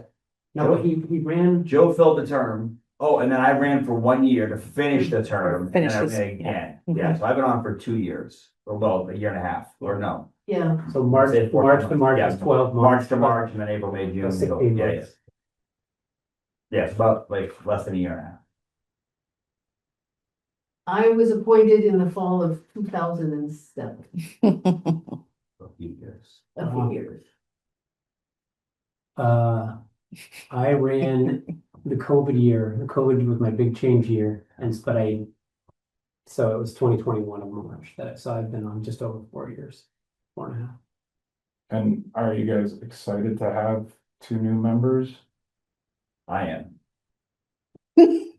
It's going to be a change. It's really going to be a change for, you know, whether it makes the meetings longer or more interesting, or, we just don't know. So are you excited or not? I don't know. See, she's good. She just really like, she's just like, complicated question. Thanks. The more I think about it, the more I reflect on the difficulty of making the conversation. Yeah. My answer is, I think I've had. I'll give her my answer. How to navigate all the floodwaters here. I'm very excited I'm not particularly excited of having to make the decision because we have a lot of really good. Yeah. And so one of my main concerns was it's all about who, right? Yeah. And so the fact that we got some really, really good candidates with really good answers, I actually am excited about serving with any one of the 6 that we interviewed tonight. So I am excited about that. What I'm concerned about is, you know, it just opens up more of an opportunity for someone that's more challenging, but I don't see any challenges with any of the folks we've met tonight. That is true, I mean, because we've had. Yeah, I'm like your person. Yeah, just like, what they want to do with the town. like we get along pretty well. Right. It's nice to be able to roll through things and we rarely disagree and it's good to have other perspectives, for Right. sure, absolutely different opinions, different backgrounds, but like it's also nice to be able to talk. And I've been in like work things or you know, where you're like, you know, you've got like a group of of coworkers say, where you've got like 3 or 4 of you, and if one of them's a challenge, it's like, it's a rough day, you know, it makes for a rough day. So that's probably my biggest concern, but I certainly don't have concerns for the next, 9 months or so. No, this is true. We have an incredible, group that, Which is have kind of injury. kind of a problem. So it's gonna be. a Yeah, real that's gonna hard be a challenging decision, but it's So like, don't, nobody should feel bad if they didn't get chosen, because I mean, just, it's really gonna be a tough decision. The quality of the people that are stepped up to the plate. They're very, very lucky. Yeah, no, we live in a good town, there's a lot of opportunity here, a lot of quality people. And Yeah. I think there's a lot of challenges and, more hands on deck should be helpful. That's my hope. cool. Thanks, Will. Anything else for me? We plan on letting everybody know Sunday. Did I tell Amy that? Yes, you do. Okay, This coming Sunday? this Sunday, we will have an answer for you Sunday is our goal. You'll hear from us Sunday. So, yeah. If all of a sudden we can't come up with a decision and we have to, then I'll let people know either way, whether we made You'll it. get Sunday and Sunday. Sounds good. Well, thanks for the opportunity. Thank you. Thanks, Will. Appreciate it. Have a good evening. Yes. You too. Great weekend when it starts. Take care. Thank you. Okay, what's on the agenda next? Updates. Select board updates. We need to do better about writing these down, because I think I'm gonna think of them. And then by the time we get to this point, it's agenda item 5. I have some. can't think of any. Well, as you can see, the town hall art project, is being dismantled. However, in the back wall, we started getting some new ones already, but on July 1st, the new show Trails and Pathways will be installed. And, the Jericho Energy Task Force has finalized a new manual with action items for very low hanging fruit, continuing to educate all the way to continuing educating the public on transportation and home energy issues based on input from Angela, the energy program manager, the RPC. And additional things that are not in this current manual but can be added over time was, like we talked about at the joint meeting, was the vulnerability index. And changes, as well as changes to action of the climate action planning, because the state is doing a new update of its climate action plan, so we should be able to reflect that in the, once we now have the manual, we can update it easily. And the intent of these action items is to encourage other members of the community to join the Jet Force. And I thought, wow, Omar seemed pretty interested in energy and resilience. I'm gonna reach out to Omar. And for those who attended the movie Plastic People, and who were able also to attend the Zoom conference with Ray Letheran of Bayfield, Ontario, which became a blue community and weans itself off plastic. The Jet Force has received copies from Ray from the book Blue Bayfield, called The Great Lakes: A Time of Reckoning. And this all started because when they started seeing all the microplastics in the fish that people were catching in lakes, in the Great Lakes and eating, it really made people step up to the plate. And what also helped them was the fact that Canada became pushed, eventually put blue legislation on the button down there. So we have a copy of that in town hall for people to read and see, what they feel did, how to do it, and ways to think about how Jericho could do some of the things ourselves. And then I'm going to put one in each of the libraries for interested people to be able to read. I can't give them out because I only got a couple for Ray. But that's what I got. The only thing that I had was, that I went on June 18th, so it must have been like a little more than a week ago, with a big old list of things to ask Paul about. And an hour later, after stopping to talk to Jacob and then talk to Omar and ignore 3 phone calls, I said, okay, I need to leave her alone. I was kind of dismayed, a little overwhelmed by how much Paul is juggling. And it makes me worry about capacity and your ability to keep all the freaking ball, pardon me, or recording, keeping all the plates spinning in the air and the balls in the air. And I think we need to think about that in terms of going forward and what we're trying to do and what we're asking you to pull off, because it's just coming from every direction. I don't know how. I'm like, okay, new mantra, don't call Paula ever. Leave Paula alone. Bug Eric, ask Eric, and if it's important enough, he can go to Paula, because it's just. So, I mean, both an acknowledgement of what you're dealing with Mhm. and a concern about the ability to keep that up. And Yeah, I really appreciate that. I really Figure do. something out to make the job manageable, to both get the town going where we want it to be going, and for it to not just be you putting the whole town on your back. Well, it's interesting because the difference, in the amount of work that it doesn't matter whether it's a town administrator or town manager, I mean, because it's the same person. Right. How much has changed since Todd was here? How much more activity there is and A lot more. things that need to be managed. Yeah, it's, Because Paula was a great help me to. the day goes by and it's nonstop.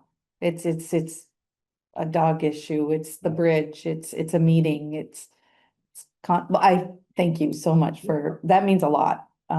Yeah, So we it's need to busy. And even just the things that I'm thinking about, like, oh, we gotta talk about the sidewalk on Raceway, and there's the 2 crosswalks, just is.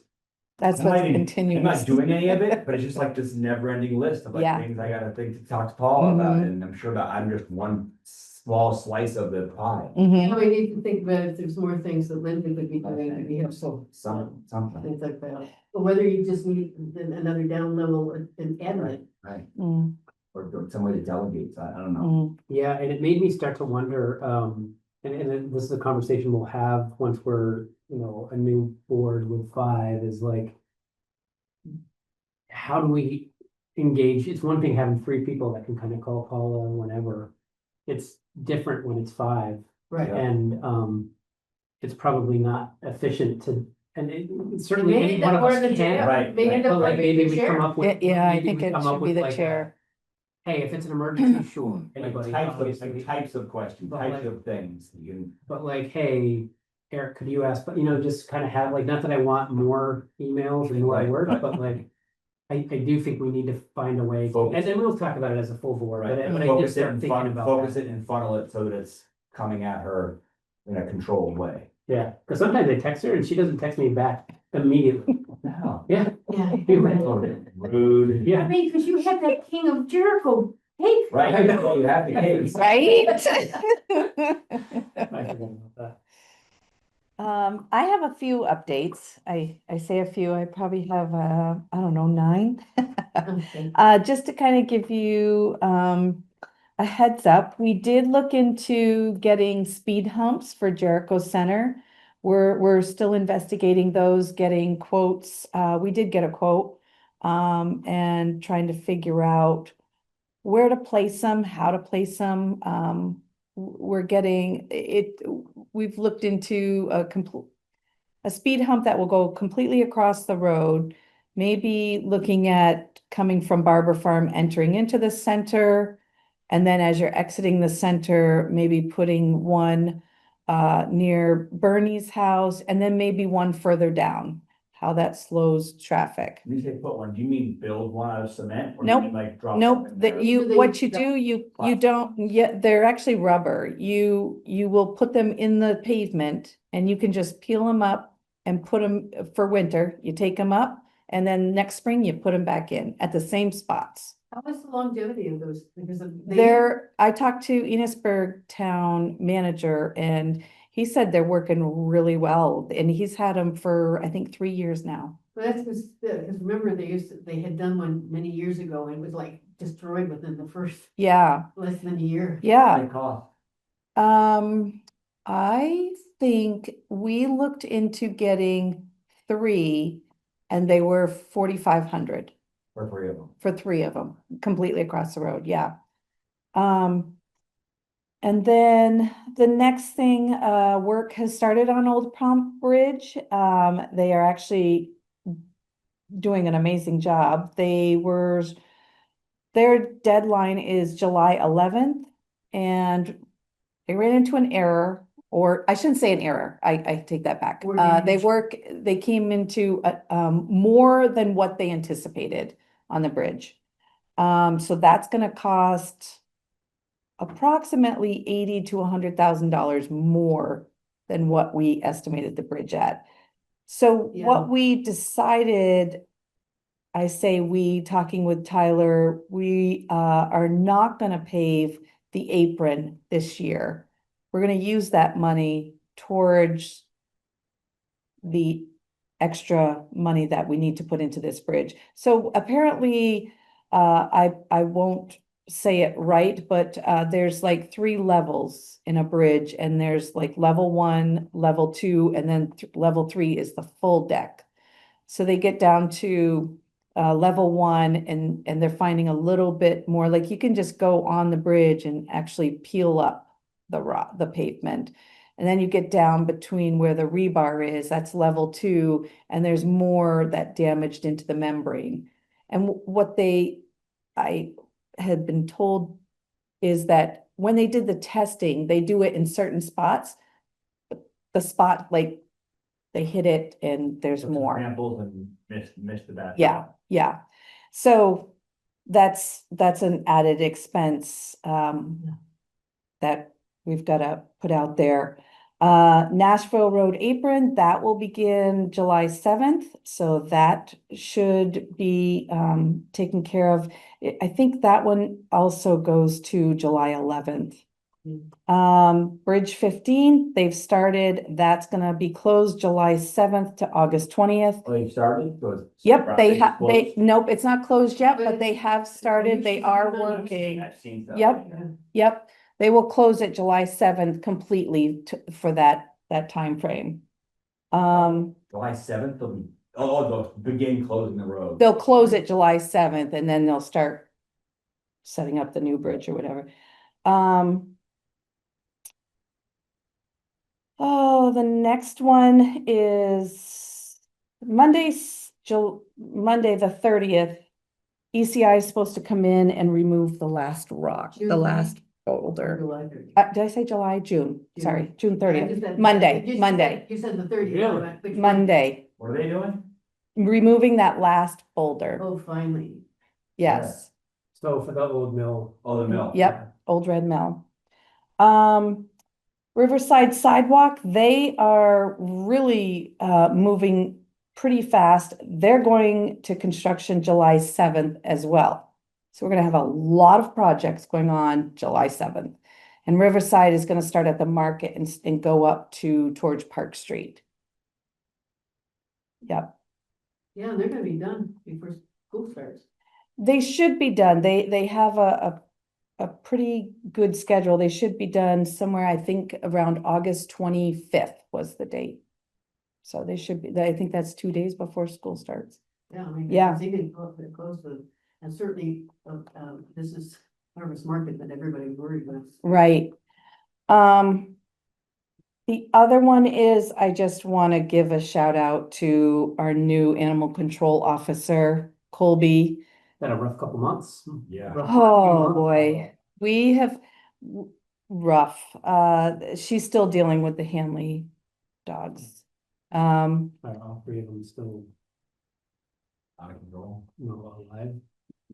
So far, one we have to, Put down. and honestly,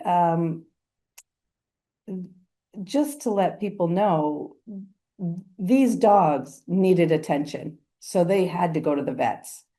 Oh, And no. we have to pay that bill, right? That's, Right in there. yeah. Right. So I'm sure. these types of things that she's come up with, she actually, again, there was 2 loose dogs that a neighbor had on Sunnyview Drive. She went over and picked those up, very skinny. She had to bring that one to the vets because it was really emaciated. It's just, So do we charge the owners?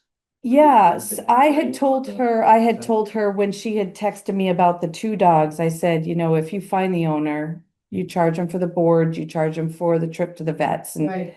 And so, Mount Mansfield vets have been amazing, just letting her come in when she has a dog and taking care of it. Yeah. Yeah, It looks like the four dogs have been missing for a long time, that one. Yeah. Skinny. that Yeah. was on Front Porch Forum.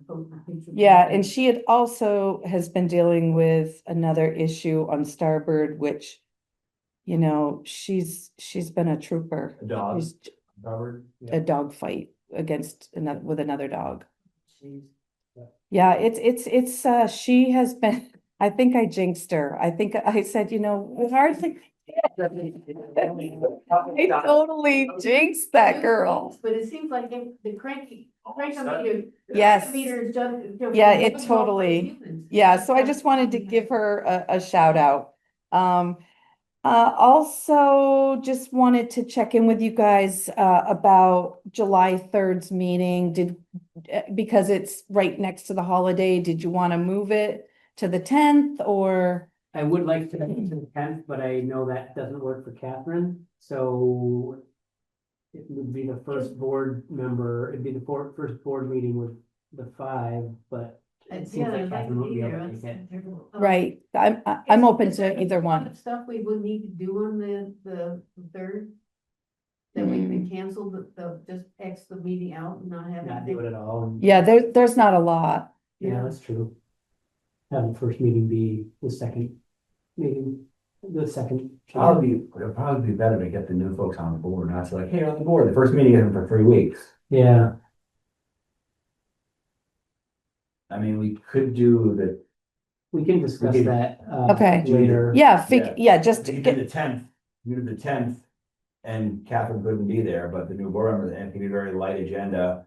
A lot of which might just be like, hey. That's so a good point. Here Keep it are as the, light here are the five, and here are then the 5 things Maybe Catherine joins for Zoom for a few minutes, or maybe she's just. And it's more of a like, hey, get you up to speed. sure. Yeah, it all depends on. Because I did want to, We're juggling company that we didn't anticipate.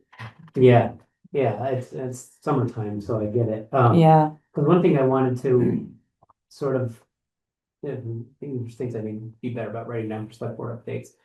I thought about asking Catherine to, for the new people, I guess you'd have to do it one at a time.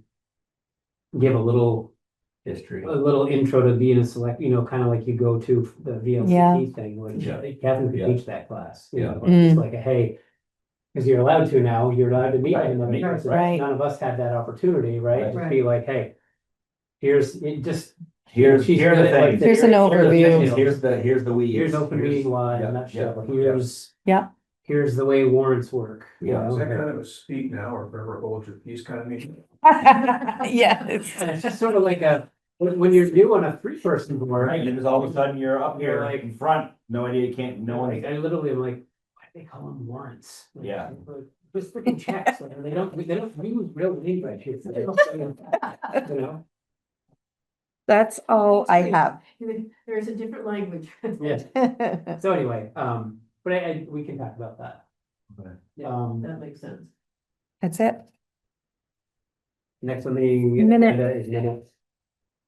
I have a couple of things. I have one thing that matters and 2 that are just typos. Can you do it without me? I Yeah. realized just now that I don't think I drink any water today. Yep, page on line 236, Take this as an opportunity. over to the right, it says. Thank you. It says the designations don't have be, should be don't have to be renewed. To be, yep. And then. 377.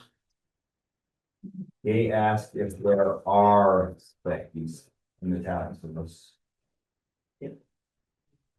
And then one thing that I think actually matters, just for clarity, Mm-hmm. are you good, Paul? Yep. Right below there on 388, Yep. it says he and Catherine. And the last person mentioned at that point was me, Peter. But it's Okay. actually Eric, so I think it should Oh, say, that's it should just say, and Eric and Catherine felt it needed to be decided by the entire board. Okay. Yep. That's all I had. Yeah, because Eric was started this beforehand. Yep. Yep. Okay. Catherine, do you have any? No, I mean, he got them. Okay, I missed that last one because of just, I knew what happened. Okay. perfect. So I didn't think of that.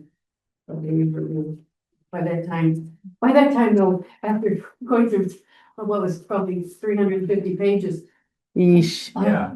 of changes. Yeah. Because they were all in different segments. The brain that, so.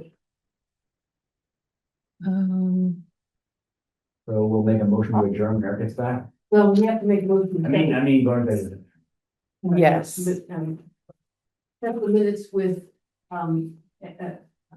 corrections as noted. Oh, right, yeah. Without. Yeah.